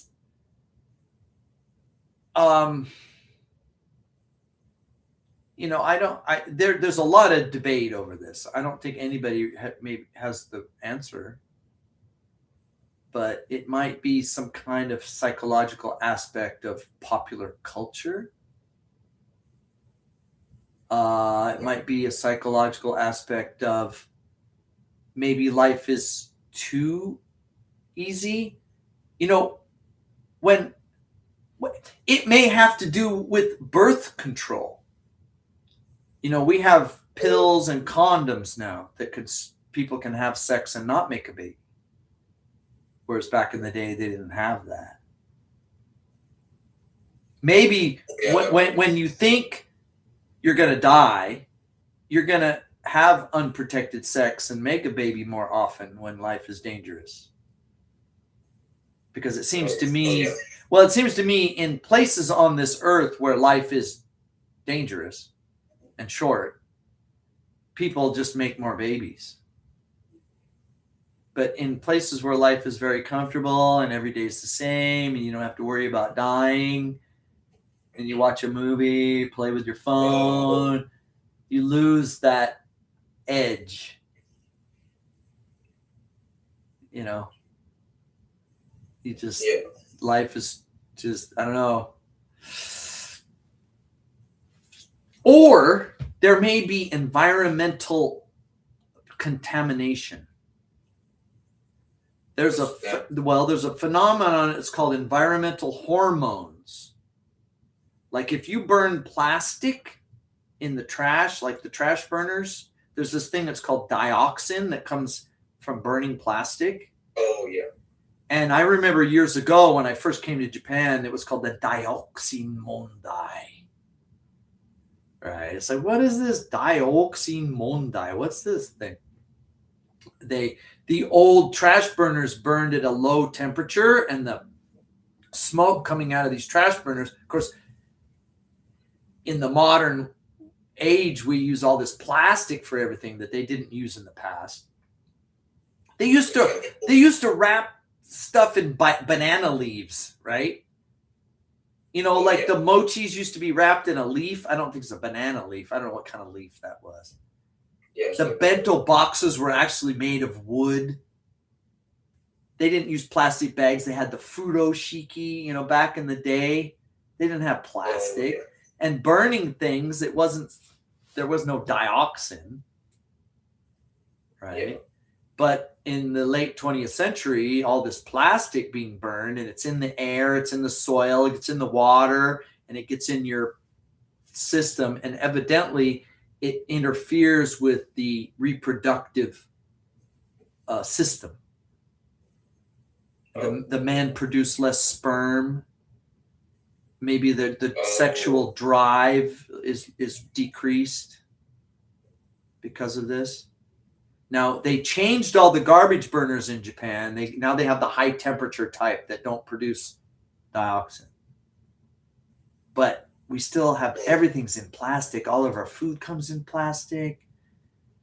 We eat out of plastic boxes when we get by a bento.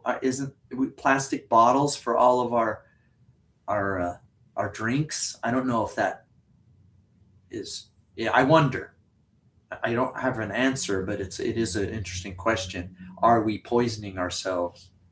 Is it an environmental thing? You know, because there are some. Okay.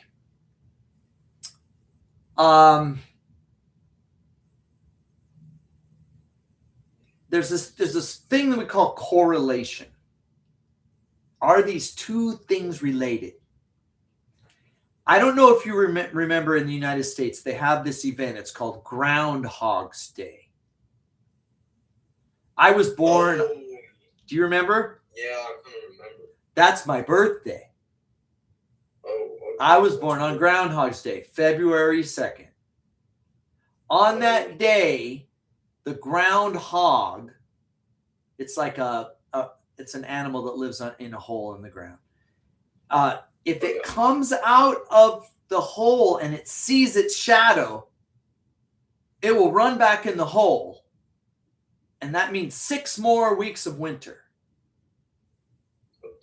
Well, the groundhogs underneath the ground have these amazing weather-changing climate control technologies that are fusion powered.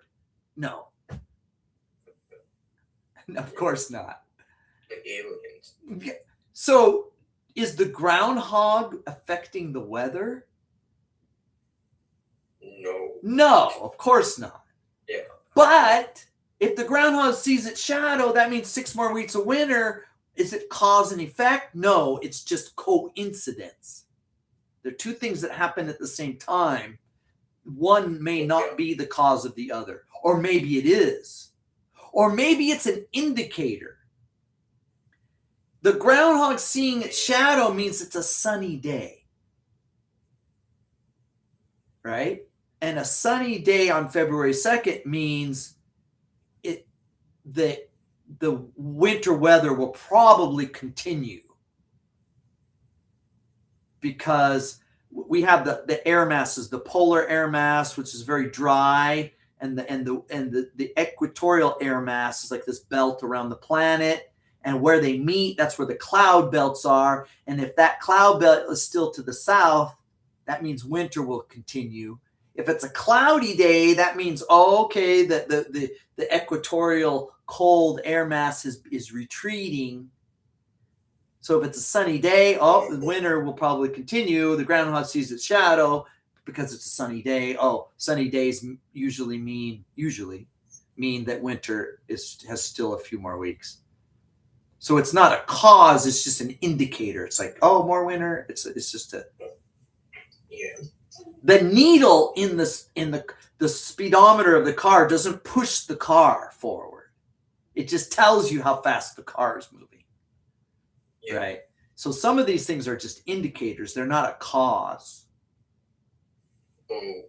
But if a man is driving down the street and he sees a speedometer goes 100, he's like, oh shit, and he pushes the brakes on. Oh, well, was that the cause? Yeah, I guess he was going too fast, so he slowed down. Oh, so sometimes, then this is what's called the butterfly effect.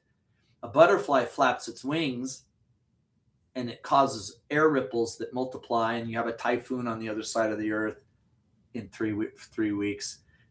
That little needle causes the driver to slam on the brakes, and he's hit from behind and he kills a family. You see what I mean? This is what's called the snowball effect, where a very small piece of snow rolls down a hill and it becomes this giant avalanche. Oh, okay. Yeah, okay. So what's the point? We're not sure. Okay, Western developed nations always have lower birth rates, like the United States and Japan and the developed countries of Europe. They plateau. It's like, we've got our food, we've got our TV, we got our entertainment. We don't need kids. We're happy, and the birth rates flatten out. Oh yeah. But is that really what's happening? Because all of these cultures that have internet and smartphones, all of their food comes in plastic. Right? Yeah. You don't have developed nations that say, we don't use plastic. It doesn't exist. 7-Elevens are in the developed nations, and they all use plastic bags and plastic boxes and plastic bottles. Yeah. So we can't really untangle the two situations. If you could find a developed nation that doesn't use plastic and say, oh yeah, they're making babies, but that doesn't exist. All the developed nations use plastic. So we don't know if it's a cause or not.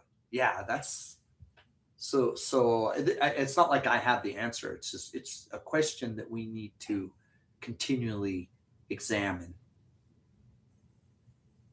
I know you're young, but do you look forward to having a family someday? I don't know yet. You don't know yet? And I didn't know yet until it happened to me. And when my son was born, my life changed completely. And I was so glad.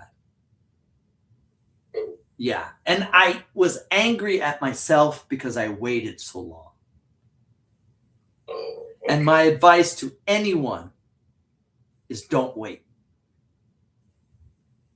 Because life is short. And the most valuable thing to happen to you in your life is having a child. When you're young, you think, I want a sports car. I want a better phone. I want a trip to Hawaii. None of that stuff means anything. Once you get a child, it's like you forget about all that stuff. Before my son was born, I wanted a faster motorcycle. I had the fastest motorcycle sold on the market. And I wanted a faster one. When my child was born, I sold that motorcycle. I didn't need it anymore. I didn't care about it anymore. I was a happier person. And I was angry at myself because I didn't have a child sooner. Oh.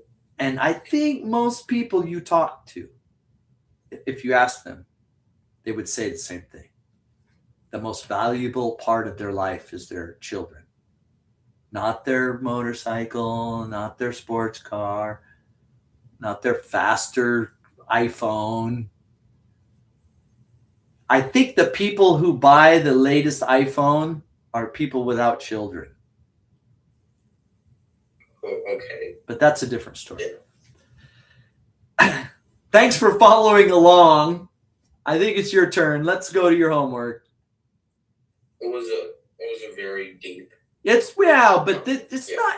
Actually, it's not so deep because this is the problem. Oops, sorry. This is the problem. This is a part of our modern problem, right? How do we regain the birth rate? The birth rate in Japan is quite low. The birth rate in Korea is even lower. What? I did not know. Yeah. And why is it that? Why is it that way? Might be like on the same with Japan. Is it a cultural thing or is it environmental? Is it too much plastic in the environment, or is it an attitude? Is it a social attitude? Maybe like both. Is it may be a combination of factors? Yeah, that's true. Yeah. I haven't talked to anybody that has the definitive answer. Okay, Winston Churchill, nice topic. Okay.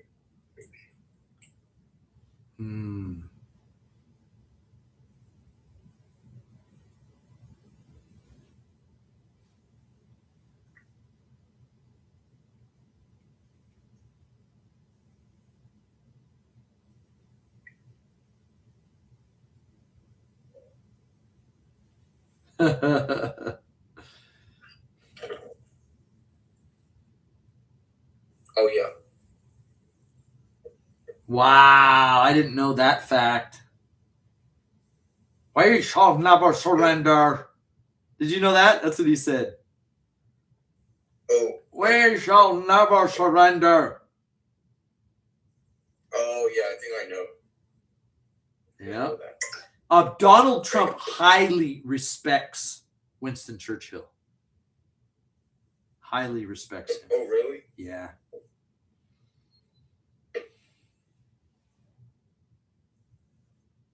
The second Boer War. I didn't know there was a second one.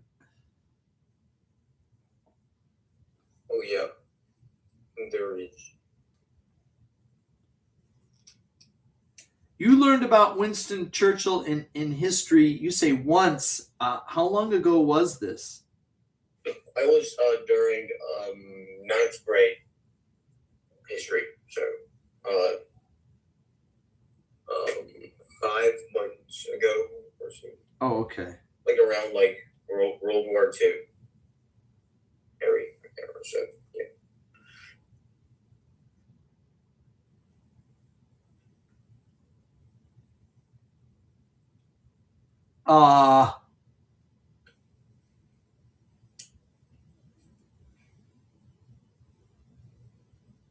Wait a minute. Okay, 9th grade. 9th grade history. You're a 10th grader now? Yep. Okay.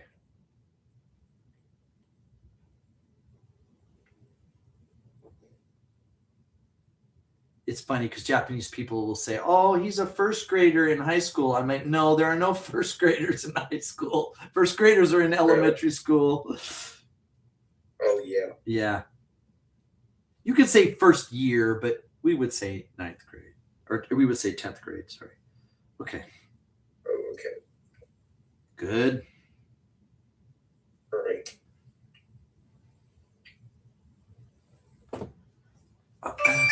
Okay. Wow, that's loud. Like it. Yeah.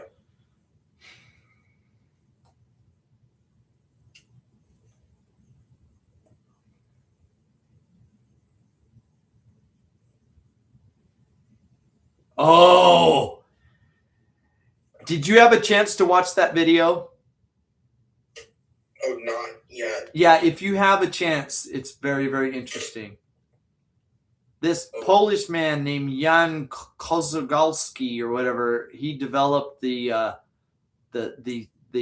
method for making the silicon ingots that they use for chips, like 100 years ago, right? Smart. Yeah, Yeah. pretty cool. This guy's videos. What's the name of his channel? I forget the name of the channel, but that guy's all of his videos are really cool. I think maybe I sent you two. Oh no, I sent you the Not What You Think. Not What You Think's are really good. Did you watch that one? Oh yeah, I think I did. Yeah, that one. Not What You Think's are great. But this guy's channel is good too. So if you get a chance, okay. I know you're busy, but oh yeah, do your best. Okay. Thursday, April 9th. Winston Churchill.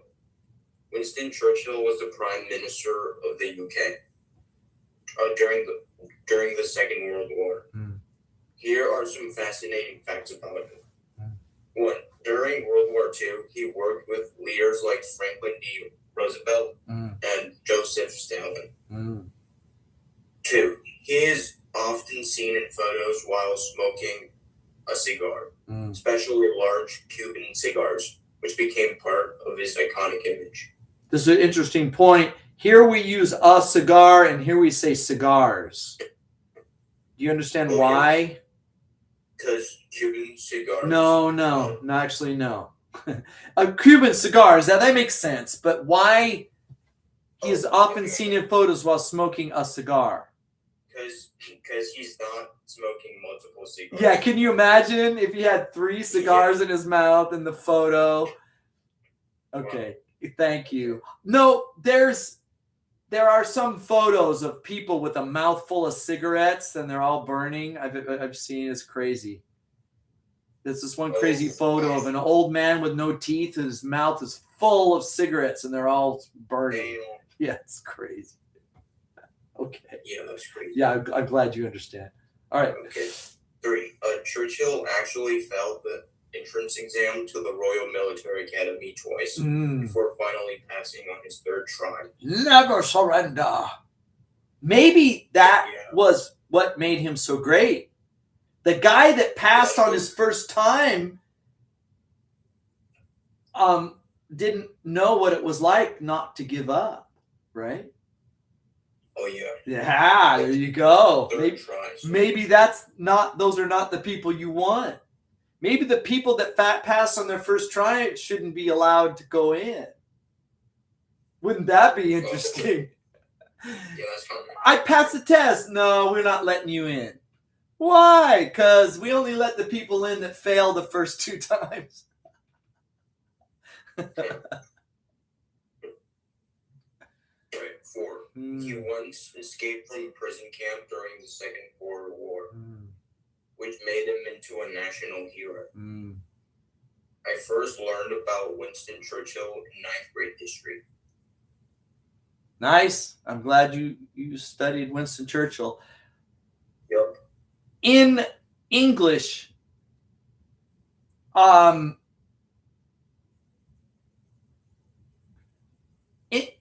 in your mind, who are some of the most famous people in English? When I mean sayings, you know what a saying is, right?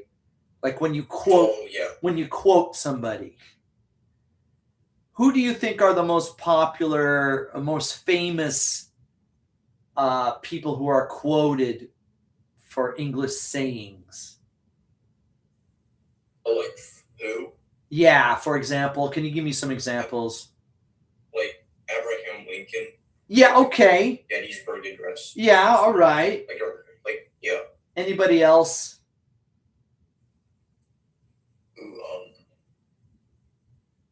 Let's go back in time. I mean, Lincoln's pretty far back, but we could go back farther than that. Oh yeah. Yes, go ahead. I heard that there's boys be ambitious. Oh, Clark Sensei. Yeah. Okay.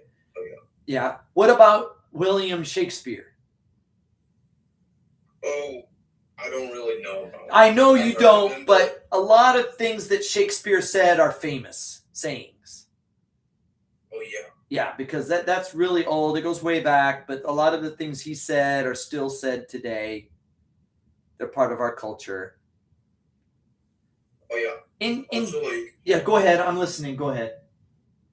it's like if I were to go way back, it's like Socrates or something. But that wasn't English. Oh yeah. Oh yeah. Yeah, he spoke Greek. So, but his works were translated. That's true.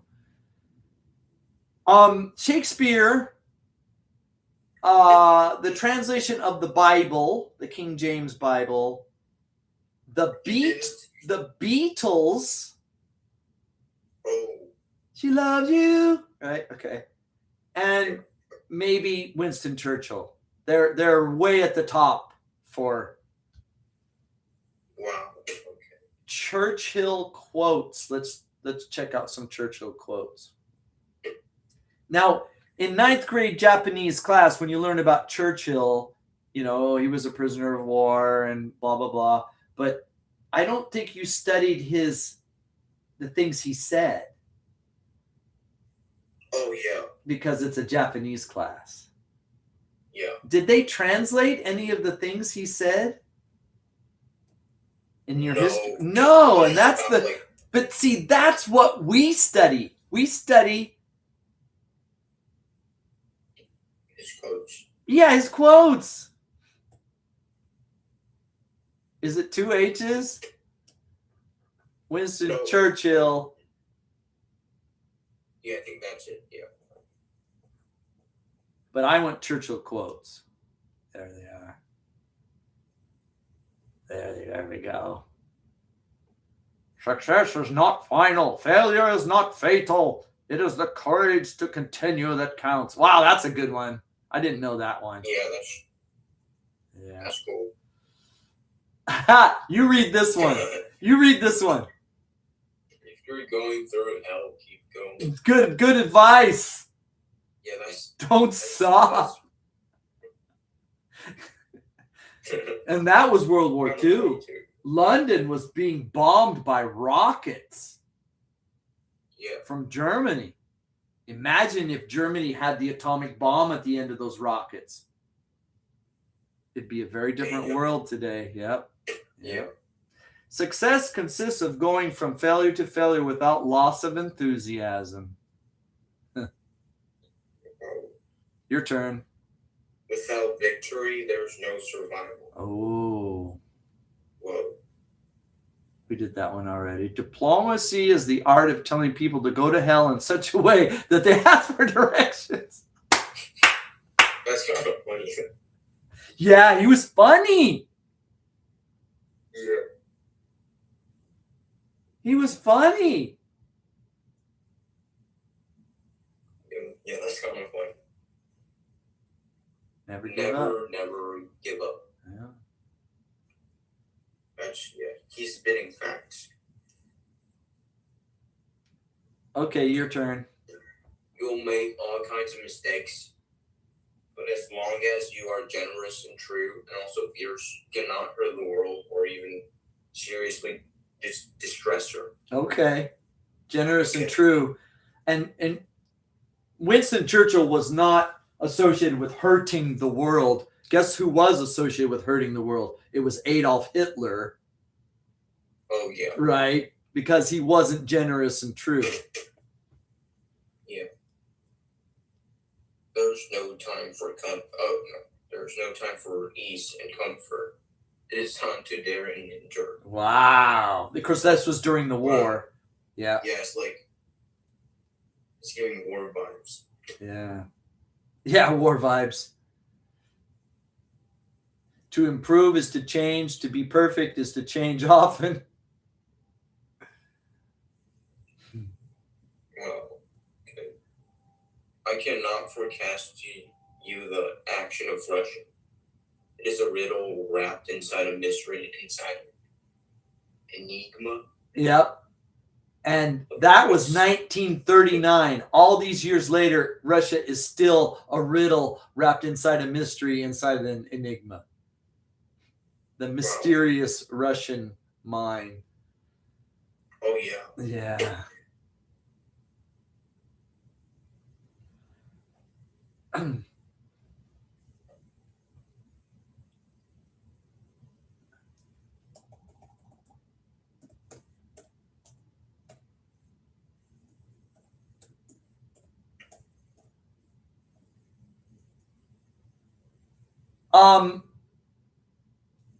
This bust was a gift from England to the president of Winston Churchill.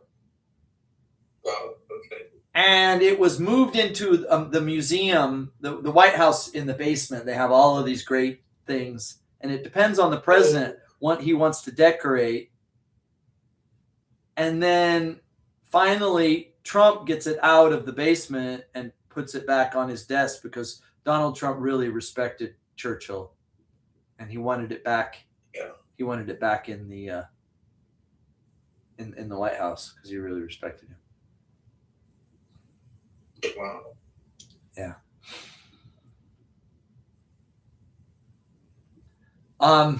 This is one of my favorites. He was a smoker and a drinker. Okay. Yeah. Well, he was spitting facts though. Speaking truth to power. Yeah. And he was having some meeting, and there was a female politician. I don't know if she was an ambassador or some kind of, I don't know who she was. Anyway, she was complaining about Churchill. She said, "Sir, I do believe you are drunk." Oh, "Yes, madam, I am drunk. But tomorrow I will be sober, and you will still be ugly." damn. Wow. You got bars. Wow. You got some bars. Yeah. Did you see the photograph of Churchill, Roosevelt, and Stalin sitting on the couch out Oh in? yeah. Do you know why they were? Do you know why they were sitting down? I don't know why they were sitting. Because Roosevelt could not stand. Oh, Roosevelt had polio. polio. He couldn't walk without braces. Oh, Do you know yeah. polio? Polio is it's a disease. It's a virus that affects children, and it usually it destroys the muscles in the back or the legs, right, or the bones. I don't know the details, but people who suffered polio they can't walk, right?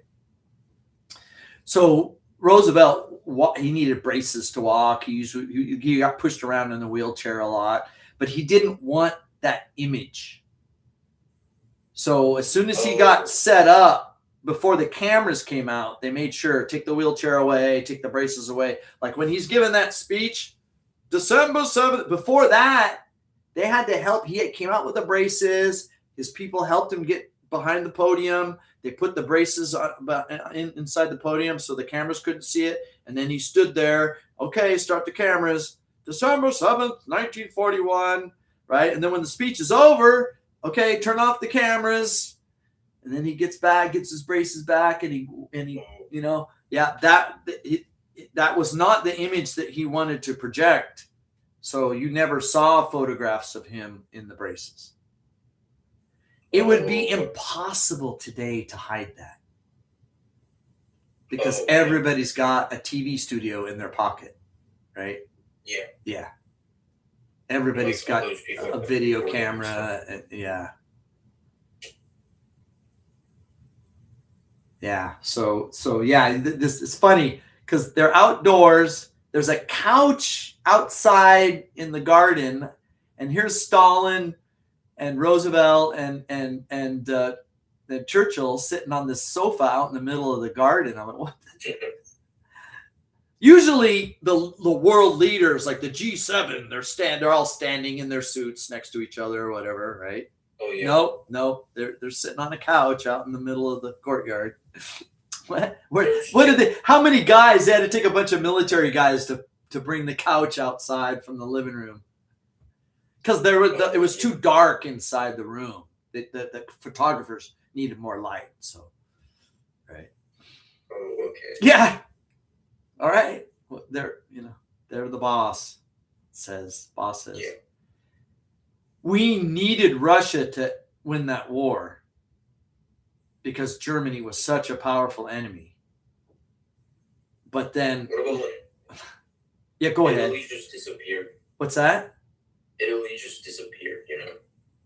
Well, Like they weren't really a power to the fastest.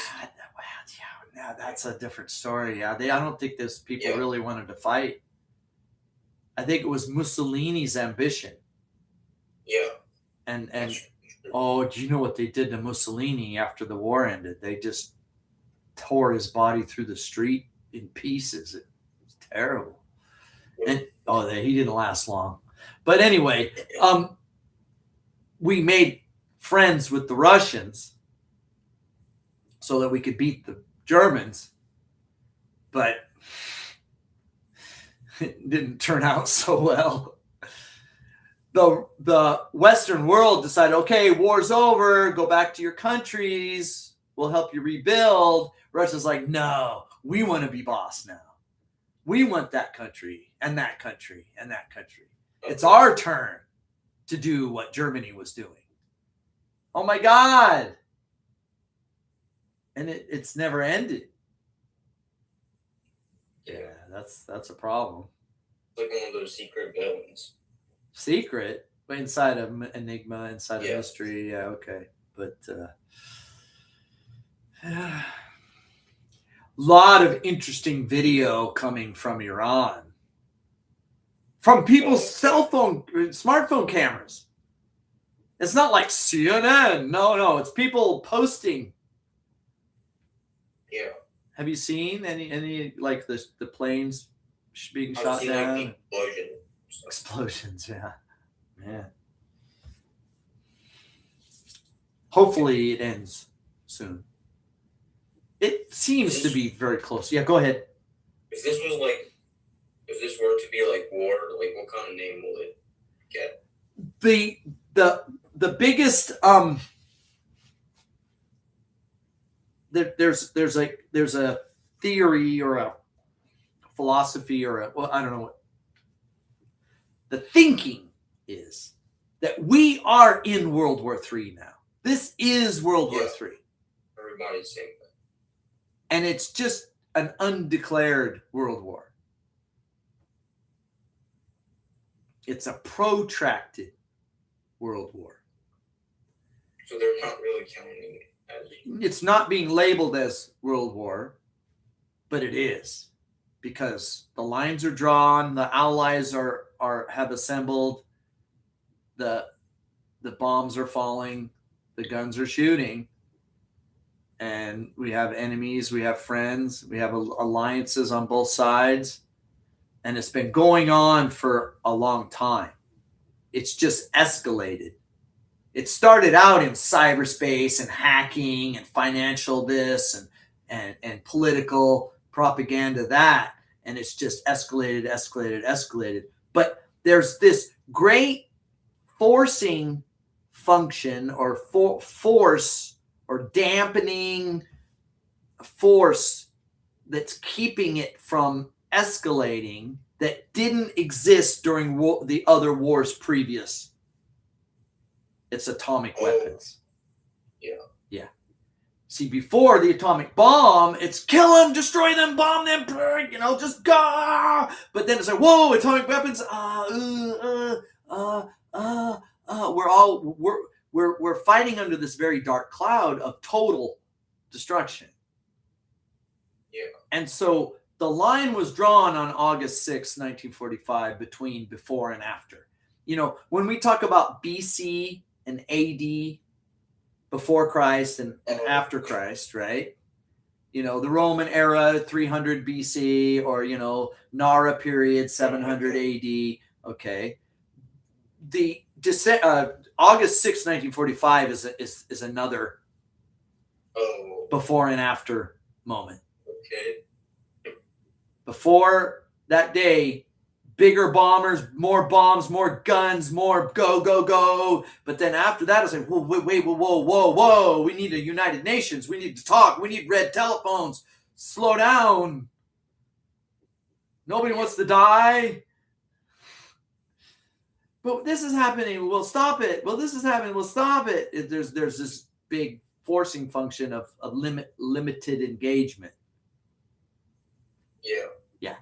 You could almost say that World War III began that day.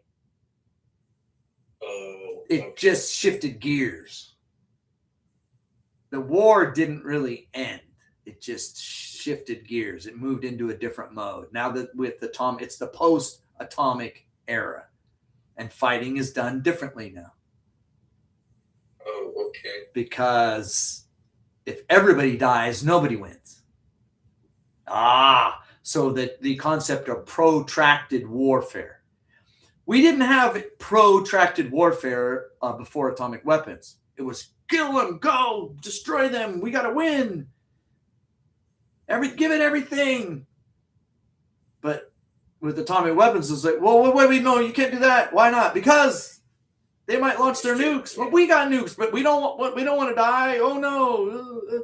So we get these limited engagements like Korea, Vietnam, and proxy wars where the big powers are fighting each other with these little countries killing each other. It's like, whoa, because they don't have nukes, so we can fight over there. We can't launch that into Russia. They might, all these Ukrainian people die now. What? Because they don't have nukes. So this is one of the motivators for getting nuclear weapons. All these countries are like, well, if we have nuclear weapons, then they won't attack us. And that's scary. Because the more countries that have nuclear weapons, the greater the chance that there will be a nuclear war. That would be, if nuclear war happened again, that would be another era. An era that we really don't want to enter. Yeah. So all of these limited, protracted wars are pushing that unwanted era farther into the future, hopefully forever. Hopefully it never happens again. Yeah. Okay. But Churchill, he was pivotal. Yeah. He was pivotal. And I can see why Trump respected him. You should check out his quotes, man. He's got some great ones. Oh, yeah. He does. People ask me of my favorite animal. I dislike dogs because they look up on us. I dislike cats because they look down upon us. I prefer pigs because pigs treat us as equals. The dude was off the wall. He was the best. Yeah. Thank you, Daichi. Thank you. There are 5 Thursdays this month. So talk to your mother. The holiday will be either the 30th of this month or the 7th of next month because Golden Week. So ask your mom and then let me know which one is going to be your holiday. Okay. See you next time. See you. All right, bye.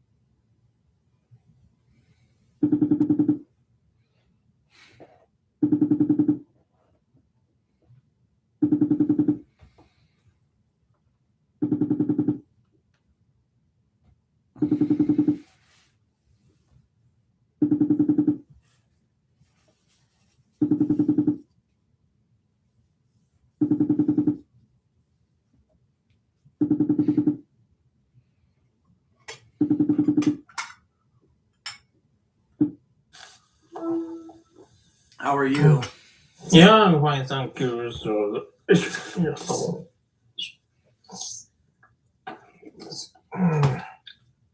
yeah, I took chorus today. A little bit, yeah. Mm. A little cold.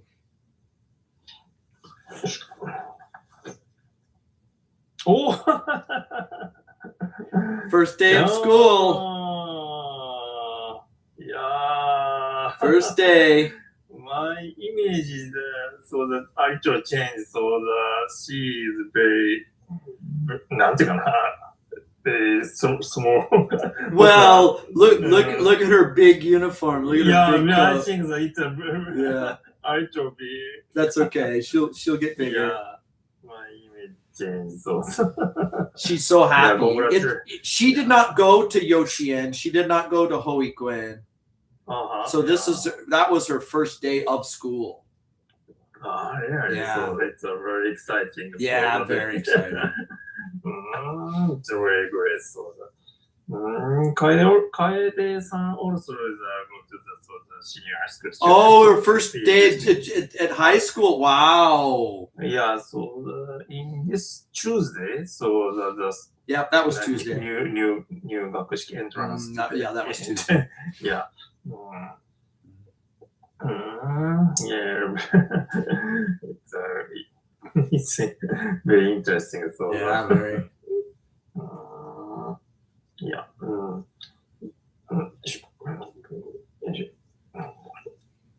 Is it the same Yeah. school? No, it's not the same as Shuma's high school. Different school. Oh yeah, the German parents Yeah. school. So but so she will go to the she go to the Mino-Jiu Gakuen. Mino-Jiu Gakuen. Oh, it's private school. Private school. Okay. So it's about it takes about 1 hour. So the 1 hour, wow. 5 hours. It's way up in the hills. Yes. So The new train doesn't help. They are not so using the at first so she takes the Sendichu to go to Sendichu by with those 3 lines. And then a bus. Yes. Ah, From Sendichu. Okay. 20 or 30. it's up in the hills. Yeah, so up to the here. Yeah, I used to teach up there. Oh, yeah. I used to teach English up there. Yeah, some nice schools up there. No, very nice. So, Yeah, up on the other side of the Inaichi. Yes. Yeah. The nearest station is the Sakurai station is the Hankyu line. Hankyu, So, but okay. Yes, so but she doesn't use that. Well, Hankyu, where would you change trains? The Hankyu train do you know the Handai, what was it? Ishibashi? Yeah, So, okay, I don't yeah. know. Yeah. But bus from Senrichuo is Yes. Okay. So about 20 or 30 minutes. So, okay.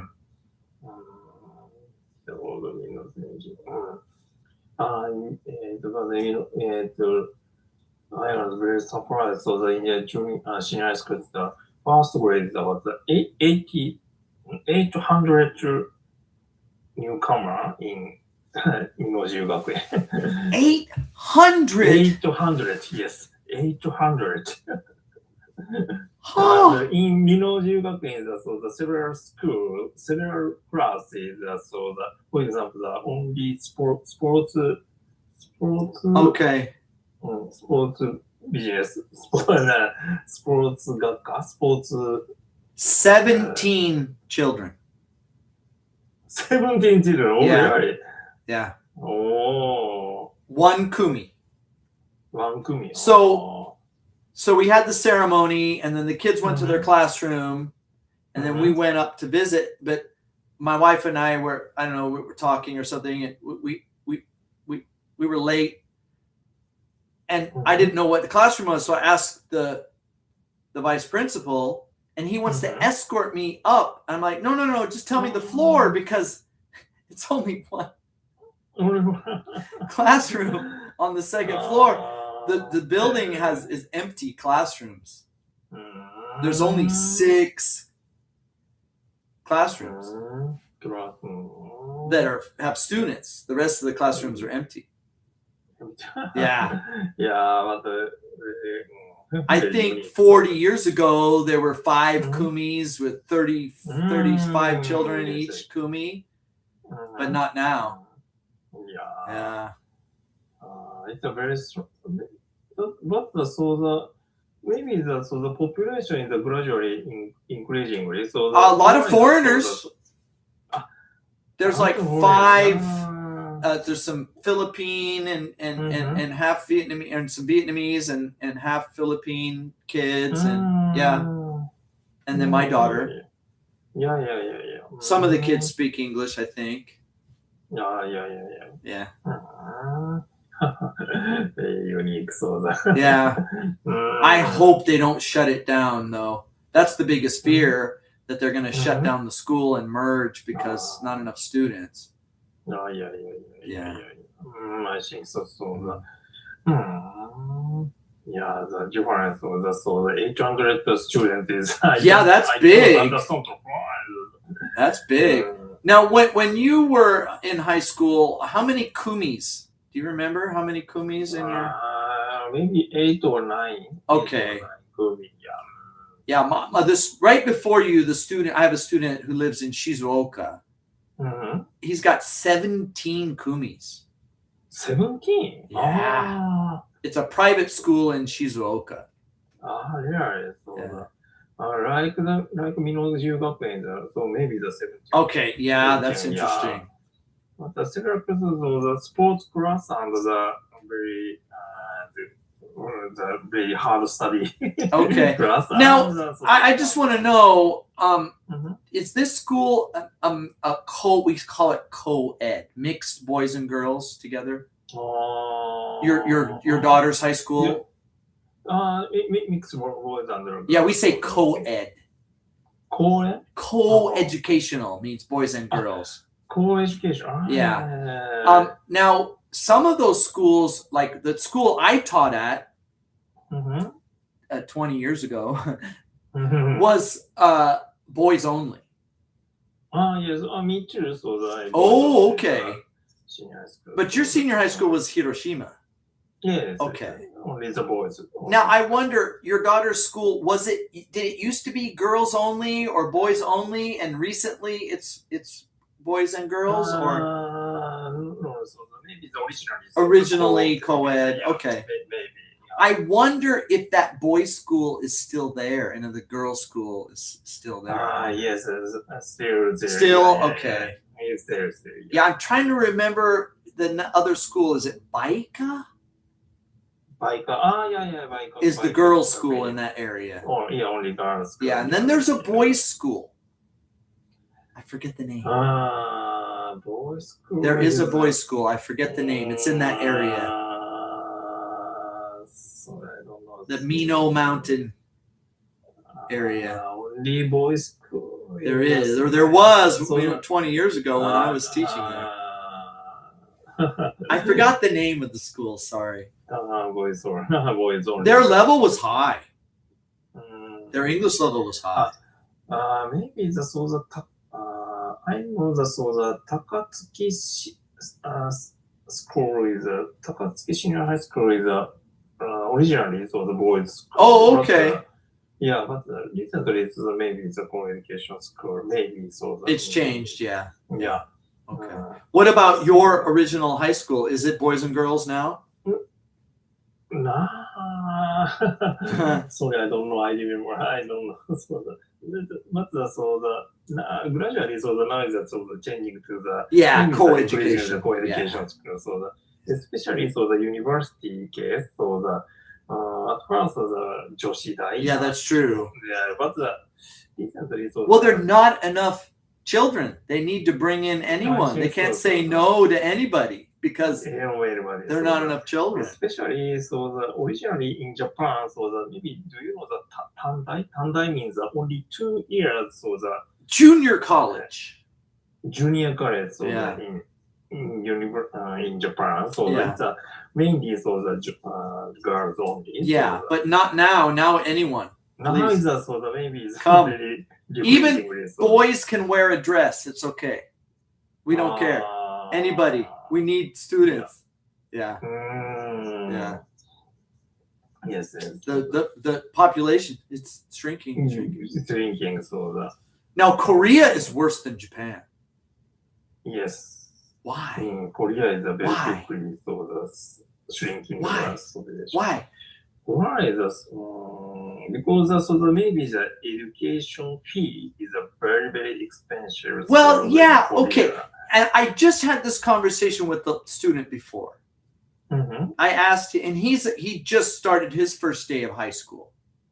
He's a high school student, private high school in 10th grade, first year of high school in Shizuoka.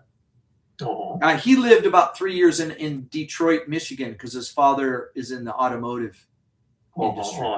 So he's a returnee. So he lived in America 3 years, and his parents, when he came back, his parents wanted him to continue English. And he's been my student for about four years now.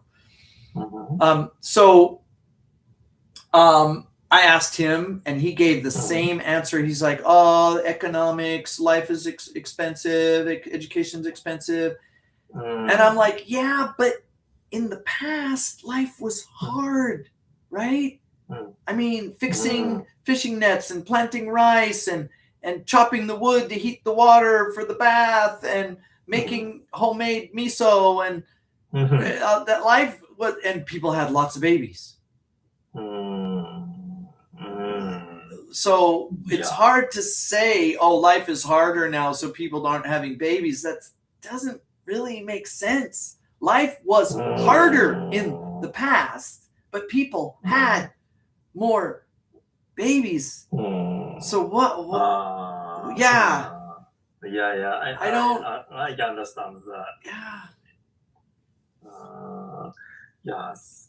Is it too much entertainment? There too much distraction, movies, smartphones. Yeah. So the another expense is or maybe it's environmental. It's dioxin or microplastics or hormones or pesticides, a bochuzai or something.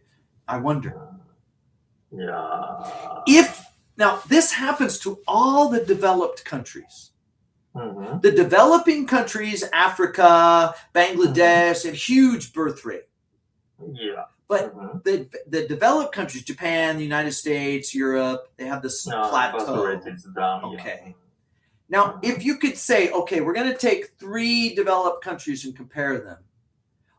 We need one country that doesn't use plastic. All the developed countries use plastic. The drinks come in plastic. The bentos come in plastic. The forks are made of plastic. The bags are made of plastic. All the developed countries, their farms use pesticides, bochuzai. All the developed countries put hormones in the meat and the animals for more milk. You can't find a developed country that doesn't use technology. So we can't really untangle the relationship between modern lifestyle and the chemicals in the environment. I think you remember the dioxin mondai, right? Back in the 90s. Yeah. But yes, the dioxin problem is this is the 1970 or 1980 is a very big problem for especially in Japan. Well, but other countries too, because plastic is everywhere. Every place there's a 7-Eleven, there's plastic. There are family marts in Vietnam and Thailand. Family marts are everywhere. 7-Elevens are everywhere. All the developed countries use plastic and hormones and pesticides in their food. And driving cars and the gasoline fumes and right? If you go back to the days of fishing nets and tambo rice fields and furoshiki and bento boxes made of wood, right? And people had lots of babies. Life was hard, but I don't know. I don't know what the answer is. I just wonder if it's at some environmental reason or sociological, psychological. economic, education. It's hard to. It's hard. So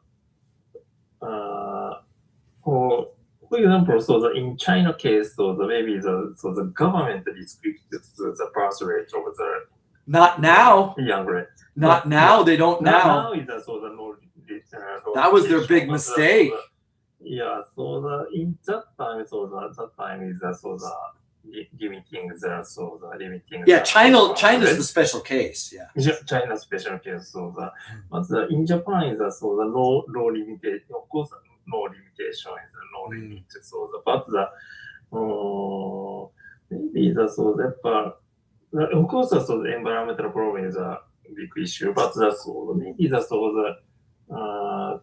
economic for the family, it's very maybe gradually poor in the inflation. Yes. Life is hard. Inflation. Okay, Inflation is but your grandparents, your mother, your grandmother had to make miso by hand.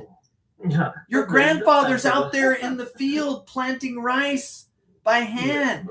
They I'm sure they had a gomon buro, right? But in that time, the low cost for to grow maybe the low cost for the children growth, maybe in that time, But people starved. People starved to death. There were children with not enough food. One parent dies and the children starve, but they still had babies. I'm not saying I have the answer, but there's lots of questions. There's a lot of questions. Maybe it's a very complicated the economy and the environmental problem. Yeah, but then even in the Japanese government policy is not going to help psychology. People don't want to do what the government says. And maybe that is one of the answers: freedom. In the past, you couldn't say no. A woman couldn't say no. If her husband wanted a baby, she couldn't say no. But today, a woman can say no. So it might be choice. Yes. Yeah. That means that freedom is. Yeah. Okay. Very. Yeah. And we have birth control. We have the pill. We have condoms. Yeah. Okay. Controlling the very. Yeah. Yeah. Very big problem. Well, we're lucky. Lucky us. We have each have two children. One boy, one girl. Pretty happy. Yeah. Do you have coworkers with no children? Yes. Your age? Same age as you? Same age. And no children. No children. I feel so sorry for those people. I don't say it. My brother is no children. Gosh. Yeah. Sometimes I such a case I know such a case. Yeah. I can't. Two of my brothers had no children. Oh, really? Yeah, my youngest brother, he had three kids. I have two kids.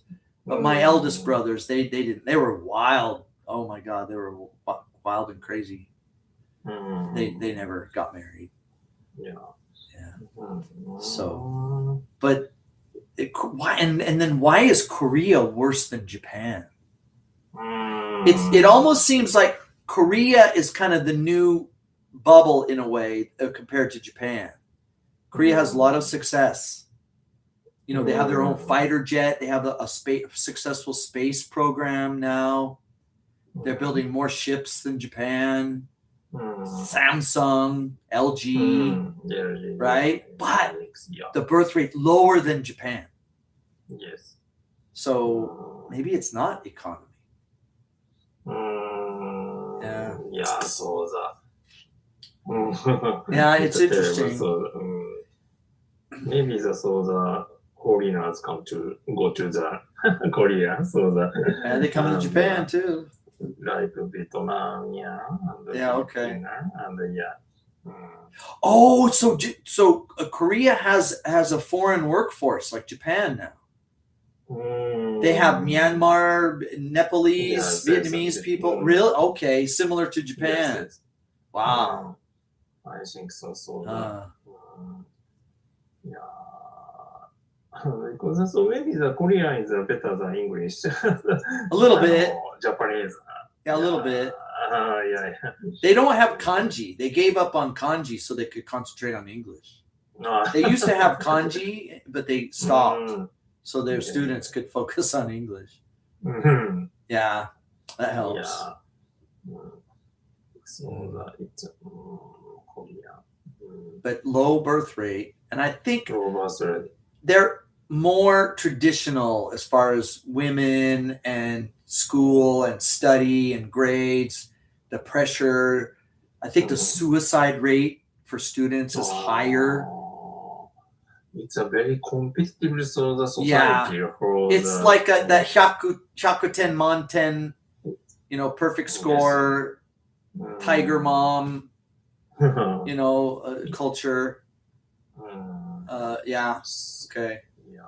Not okay. Maybe so the many young boys want to go to the very famous university. Yeah. So was a very prestige, high score tests. Yeah. Study. Yeah.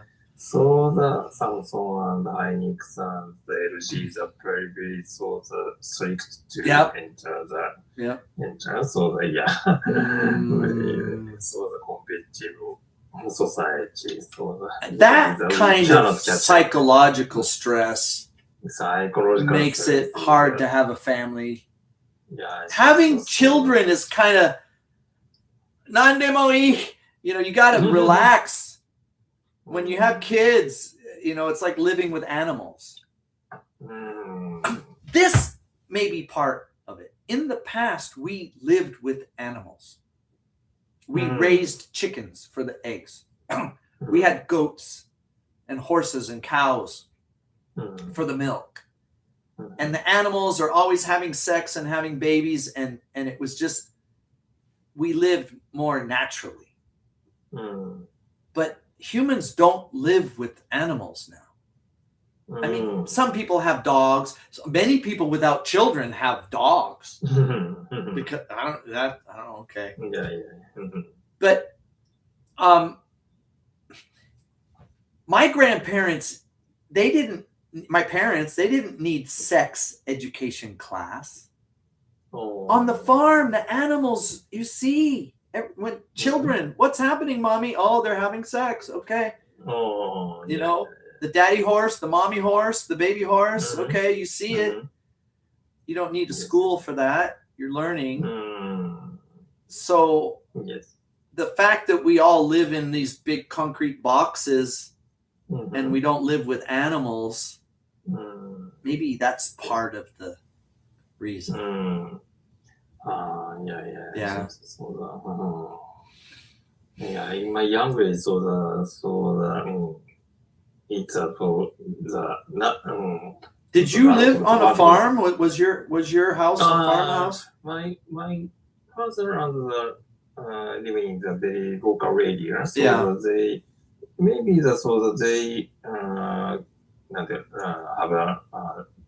the dog or. Oh, okay. But it was your grandfather's time when they had the farm. Grandfather time.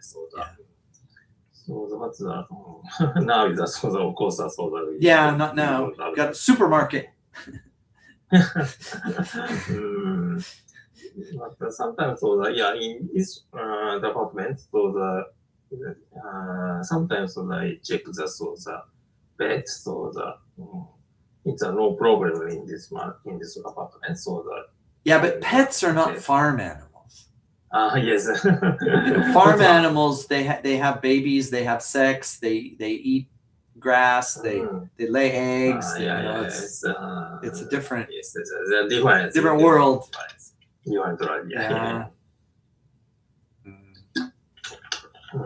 Well, lucky us, but then we wonder, what about our children? Will they want to have families? We hope. We hope. Yeah. Yes.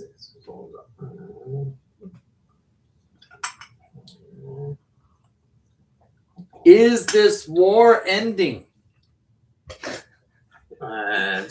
Is this Iranian war ending?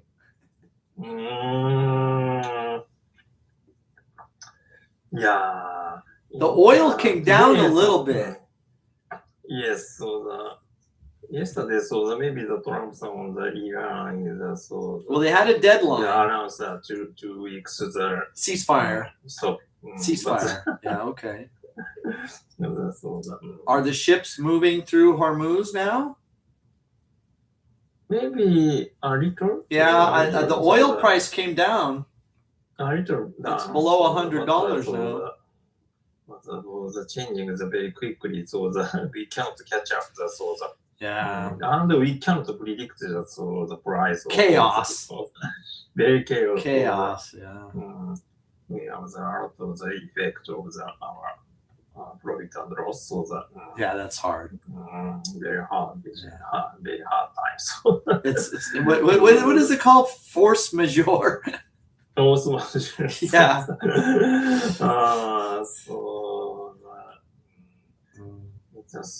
Maybe our company is effect about the 200 億円、200億円は、Okay. if the oil price is remaining now Okay. 100 Current dollar value. level, Yeah. that's a very big effect for our sales and profit. Yeah. Good luck. But then again, I think it's ending. I think it's gonna. They just can't. They can't compete. They're gonna have to give up. But maybe countries like Japan, Korea. I mean, this half of the world. America doesn't need Hormuz. Yes. We don't need to put our ships in danger over there. Yeah. But countries like Japan and Korea and Philippines, maybe they should send their Navy ships in there. And I think Trump asked Takaichi, bring your Navy into Hormuz and protect the ships. And she said no. Yes. Why did she say no? Yeah, because we have a very strict rule. But those rules were the American rules. Yes. And America said, okay, come on. and oh no, I think the Japanese people say no. I think if Takaichi said, we're sending our Navy, the people would be in the streets with their megaphones and the hachimaki, and she'd be gone. Yeah, okay. Yeah. Well, not okay. Yeah, yes. Now is of course, we want to buy from the oil from America, from USA. It's a little far. USA, too far, and it's a very difficult to contract problem. Because now we contact the Iran's company, there's no legacy. We cannot easily to change the contract. Well, I think there's some kind of new pipeline and a new port being built in Alaska. Okay, but the weather, I mean, the winters in Alaska, it's a little scary. Alaska's not so far, okay. Yeah. But still, that far north, it's not like the Middle East. They have icebergs and you got to be careful. But how long will it take to build the new pipeline and the new port? 5 years? Yeah. That doesn't solve today's problem. A 5-year project doesn't solve the problem of today. Yeah, maybe the Japanese company joins such a project in Yeah, but when? Mitsubishi-san. It takes years to finish those kind of. Maybe the Yeah. a lot of years, so Yeah, okay. it's too expensive for the Yeah. high cost. Yeah. So maybe we have to so the procurement, several procurement route. So for example, from Iran, Cover your from bases, but Mm. maybe have a more proactive Navy, right? Japan's Navy should be more proactive, proactive, right? Japan's Navy is, we just train in the Nihon Kai. No, get out, protect the ships. The Japanese military is uchiki. Uchiki gun has no meaning. Yeah. Right? You got to be bold, get out there and be fight. Oh, ipats, little Republican day. Yeah, Republican. Some guts. It's been too long. We were in Vietnam for 12 years. In the United States was fighting in Vietnam for 12 years. We lost 60,000 soldiers, and it was really bad situation. And it finally in 1975 we just escaped. We just said, we're done, we're out, we're leaving. And America pulled out, and the North Vietnamese rolled into South Vietnam, and they went communist and they took over. The next year, China attacks Vietnam. And the South Vietnamese pushed them back. All those years of fighting up against the Americans, we trained them up. We gave them the fighting skills to defend themselves. The Japanese situation is almost the opposite. In 1945, America took away all of Japan's ability to fight. Yeah. And they never really recovered. Oh, your wife. Okay. Nice talking with you. Yeah, thank you very much. Okay. Congratulations on your daughter's new school. Thank you very much. All right. Next week is the same time. Oh, now there are 5 Thursdays this month. So the last Saturday. You want the last day as the holiday because of Golden Week? Yes. Okay, thank you. So the 30th will be a holiday. Yeah. Okay, thank you. Thank you very much. But in the Or the 7th. May is the 30th or the 7th if you want the holiday. Yeah, okay. No, do you want to decide next week? Next week is maybe the host time in this. Yeah, but if you take a holiday the 30th of April or the 7th of May, it's up to you. 7 is yes. Because Golden Week is Golden Week is it. You decide. I tell you what. Next week we'll decide either the 30th or the 7th. Okay. Thank you. Yeah. Okay. All right.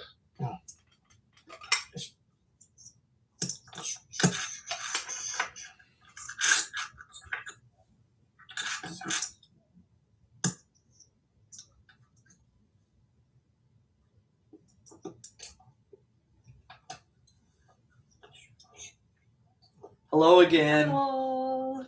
Can you hear me? Hi. Congratulations to your daughter. Thank you very much. Big school. Yeah, 800 students in the same grade. 800 freshmen. Wow. Yes. That's big. Big 19 classes. Wow. Mamos. かわいい。Elementary school. 19 students.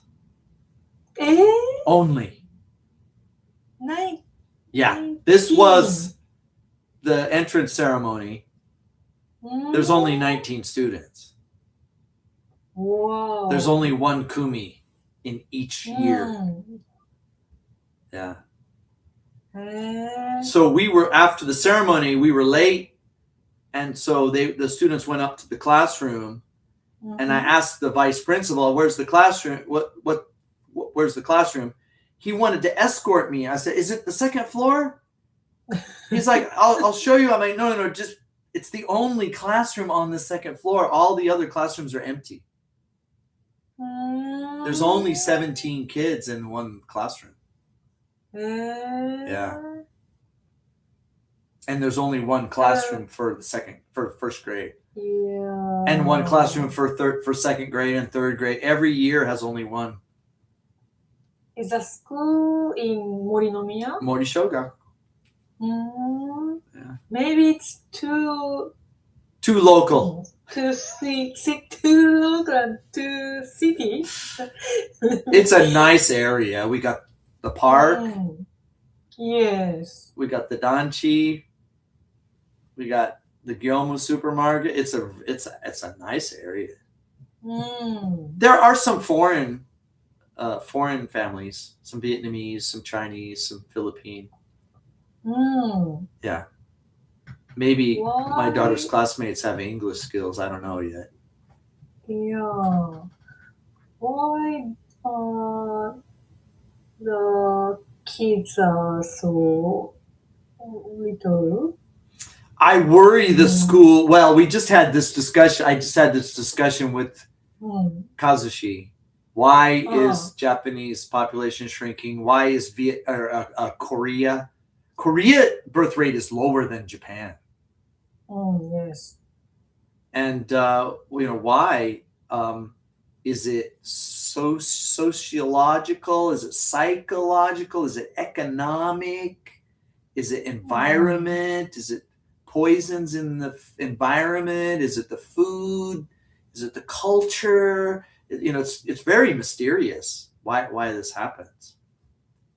Do you have an idea why the shrinking population of developed countries?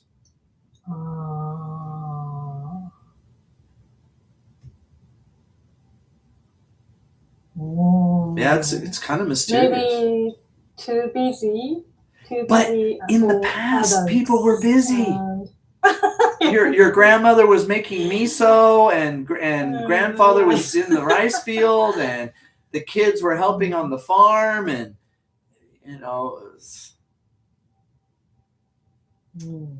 yeah.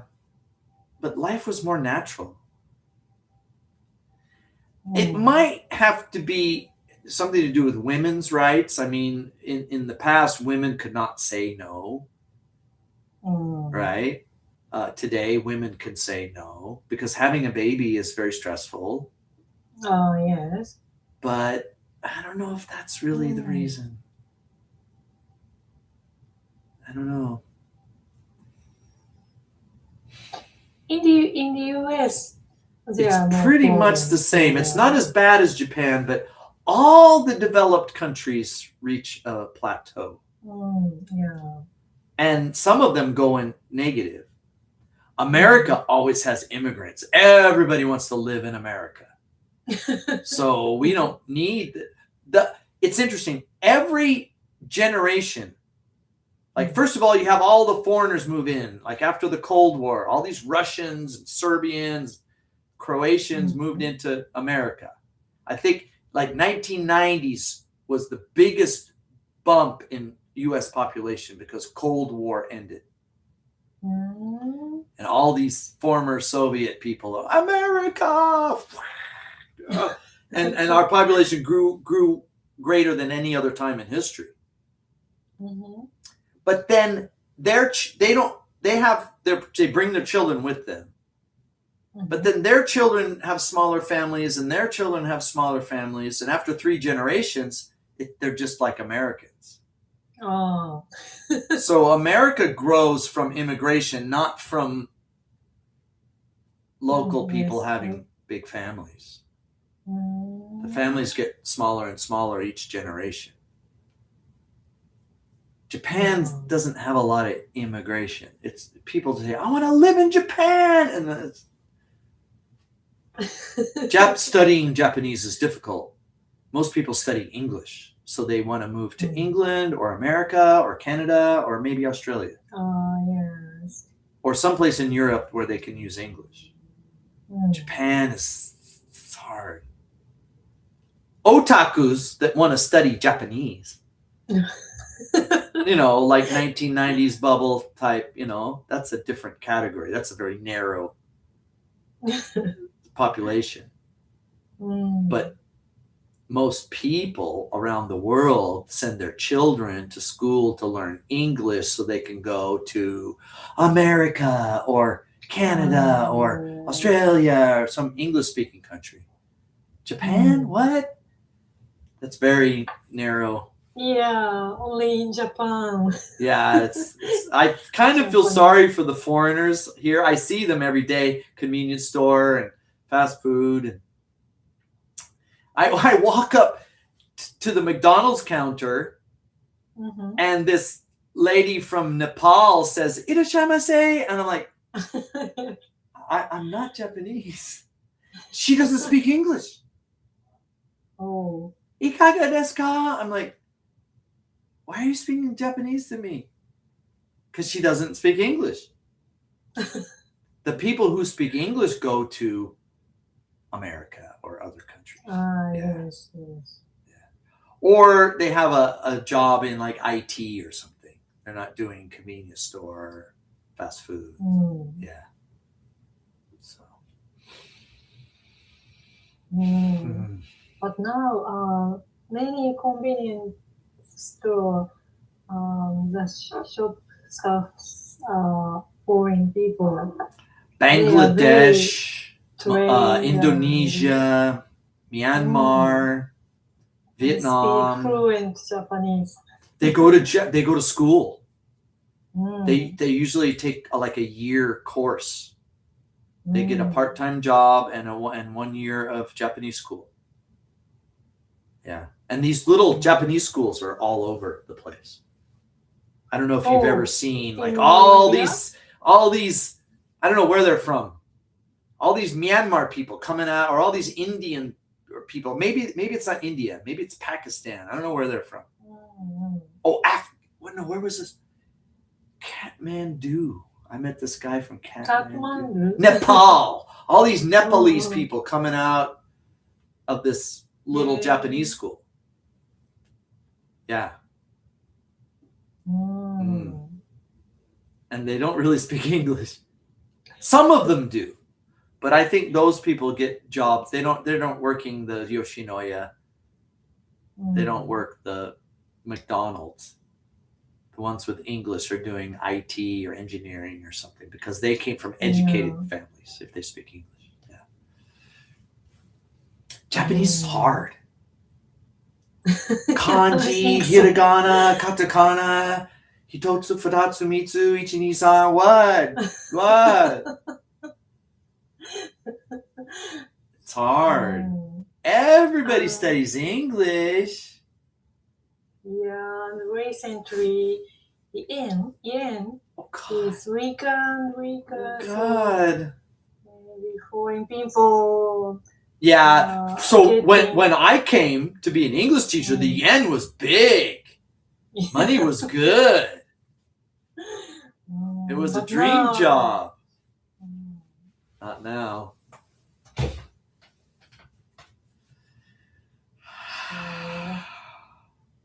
But Sekisui House is getting paid in dollars. It's a good contract, yeah. They got a good deal. Yes. Yeah. Many Japanese companies have to go to America or you get that foreign contract. Get the foreign contract. Yeah. The oil companies are making a lot of money now. Just a year ago, it was 65, not even a year ago, a month ago. Two months ago, oil was $65 a barrel. That's giddy for oil companies. Oh. Texas oil companies can barely pay their people. I think the government was helping them. Oh yes. I think Trump was like, "Here, we'll give you the money. Just we'll pay you 75, and then we lose $10 a barrel, just to get the production up for security and economic reasons." They were taking taxpayer money and buying oil for 75 and then selling it for 65 and losing $10 every barrel. Oh. Subsidy, we call it subsidy. And now it's 100. So they're making money now.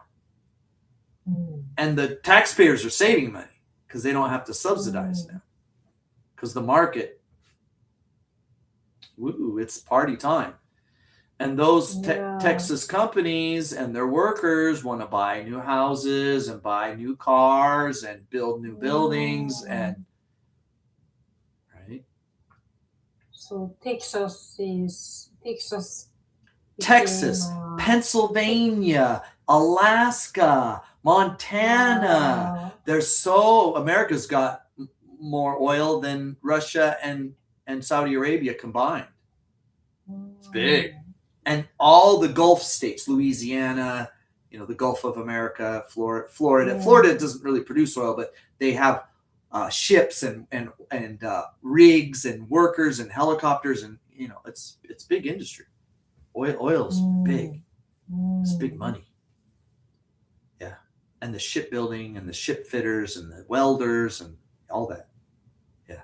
And all those people want to buy a house and want to buy a car and they want to buy a Toyota and they want to buy a Sekisui house and they want to buy and the boss wants a new helicopter and all of that. So yeah. We wish we have oil. I think Oil. it was maybe 25 years ago, Japan discovered the methyl hydrate. So right off the coast of Japan is the Marinara Trench. The deepest ocean in the world is right off the Sea of or the Pacific coast. And in there is this methyl hydrate. It's basically natural gas that's in like a liquid form. The pressure, it forms like a jelly. And it's sitting on the bottom of the ocean. But the technology to develop it would take 10 years because it would require special equipment, special infrastructure. And 25 years ago, Japan's like, nah, the Iranian oil is cheaper. The Russian natural gas is cheaper. We don't need that. Because the yen was strong. And they said, no, we'll just buy the Russian gas. We'll just buy the Iranian oil. What could go wrong? Yen is strong. We don't need to work hard. Today, we regret not developing that. Yeah. There is a project in Alaska. I don't know the details, but evidently Japan and American companies are building a pipeline and an offshore pumping, facility for the tankers to ship oil directly to Japan from Alaska. But how many years? 3 years? 4 years does it take to build that project? I mean, it's a big investment. But right now, things are difficult.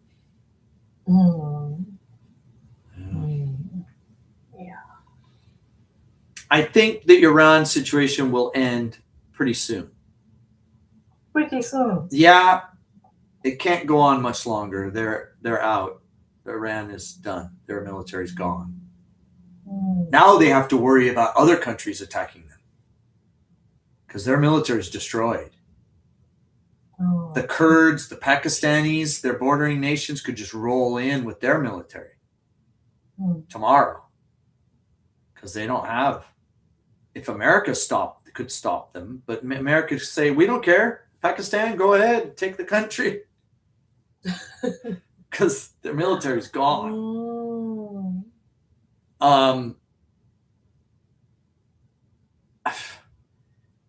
But the Ukraine situation, nobody sees an end.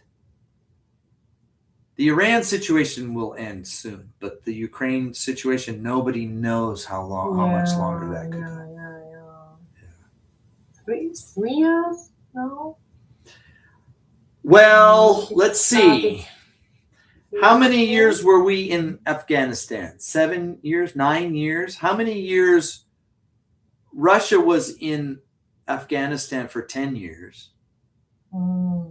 Vietnam was 19 years. North and South Korea war has been 60 years. Right? So maybe it's another forever war. That's sad. That's very sad. Yeah, that is sad.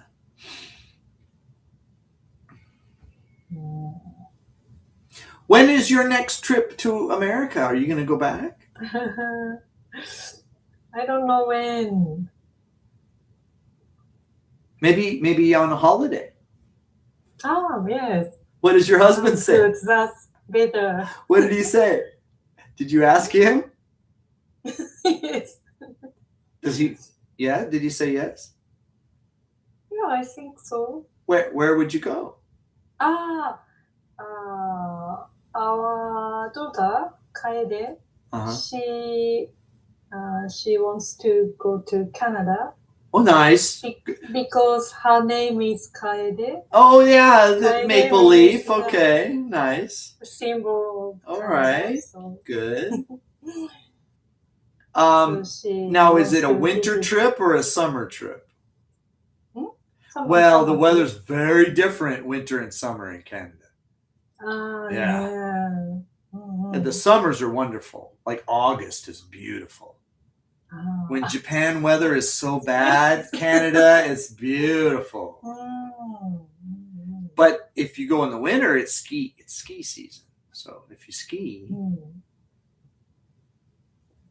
Too cold. yeah, I recommend a nice like cabin, like Vancouver camping, outdoor barbecue tent, something nice experience. Yeah, not a lot of insects. It's nice. Not So, a lot of insects. Okay, here's the thing with Alaska. It's either too cold or too many mosquitoes. There's Yeah. nothing good about Alaska. No. The winter is too cold and dark, and the summer has too many bugs. Canada's not like that. I lived in Washington State, and Canada borders. So Washington State, Canada, that area, British Columbia, Vancouver, the August is beautiful. It's kind of cold at night, actually. You could sleep outside with no mosquitoes. It's wonderful. Yeah. When I would go back to Washington State in August, I would bring my sleeping bag. I would lay outside. My friends like, you can sleep inside. You don't have to sleep out. No, I want to sleep outside. Because in Japan, you can't even walk outside. Mosquitoes, right? Here I am in August in my sleeping bag, falling asleep, looking at the stars. It's beautiful. Oh. Yeah. Sounds nice. British Columbia, Vancouver. You can take Air Canada direct flight. Oh, from Kansai Airport? I think Kanku, Oh. Vancouver, they have a direct flight. Oh. Yeah, Oh, sounds nice. I think so. They have lots of islands and rivers and lakes and mountains and cabins and the city is nice too. Vancouver City's got restaurants and theaters and nice hotels. You can do both. うん。 Yeah. Maybe expensive though. I don't know. Yeah, I think so. Canada might be a little cheaper than America for a holiday. うん。A little bit cheaper. Yeah. And maybe うん。 in August, the yen will be a little stronger. A little. I hope so. We. 155。 What about Hyakuniju? 100。 I remember complaining about Hyakuniju. うん。 I'm not complaining anymore. うん。 Maybe yeah, you talk to your husband, tell him you want. Yeah. What is your dream holiday? What do you want to do? うん。 You.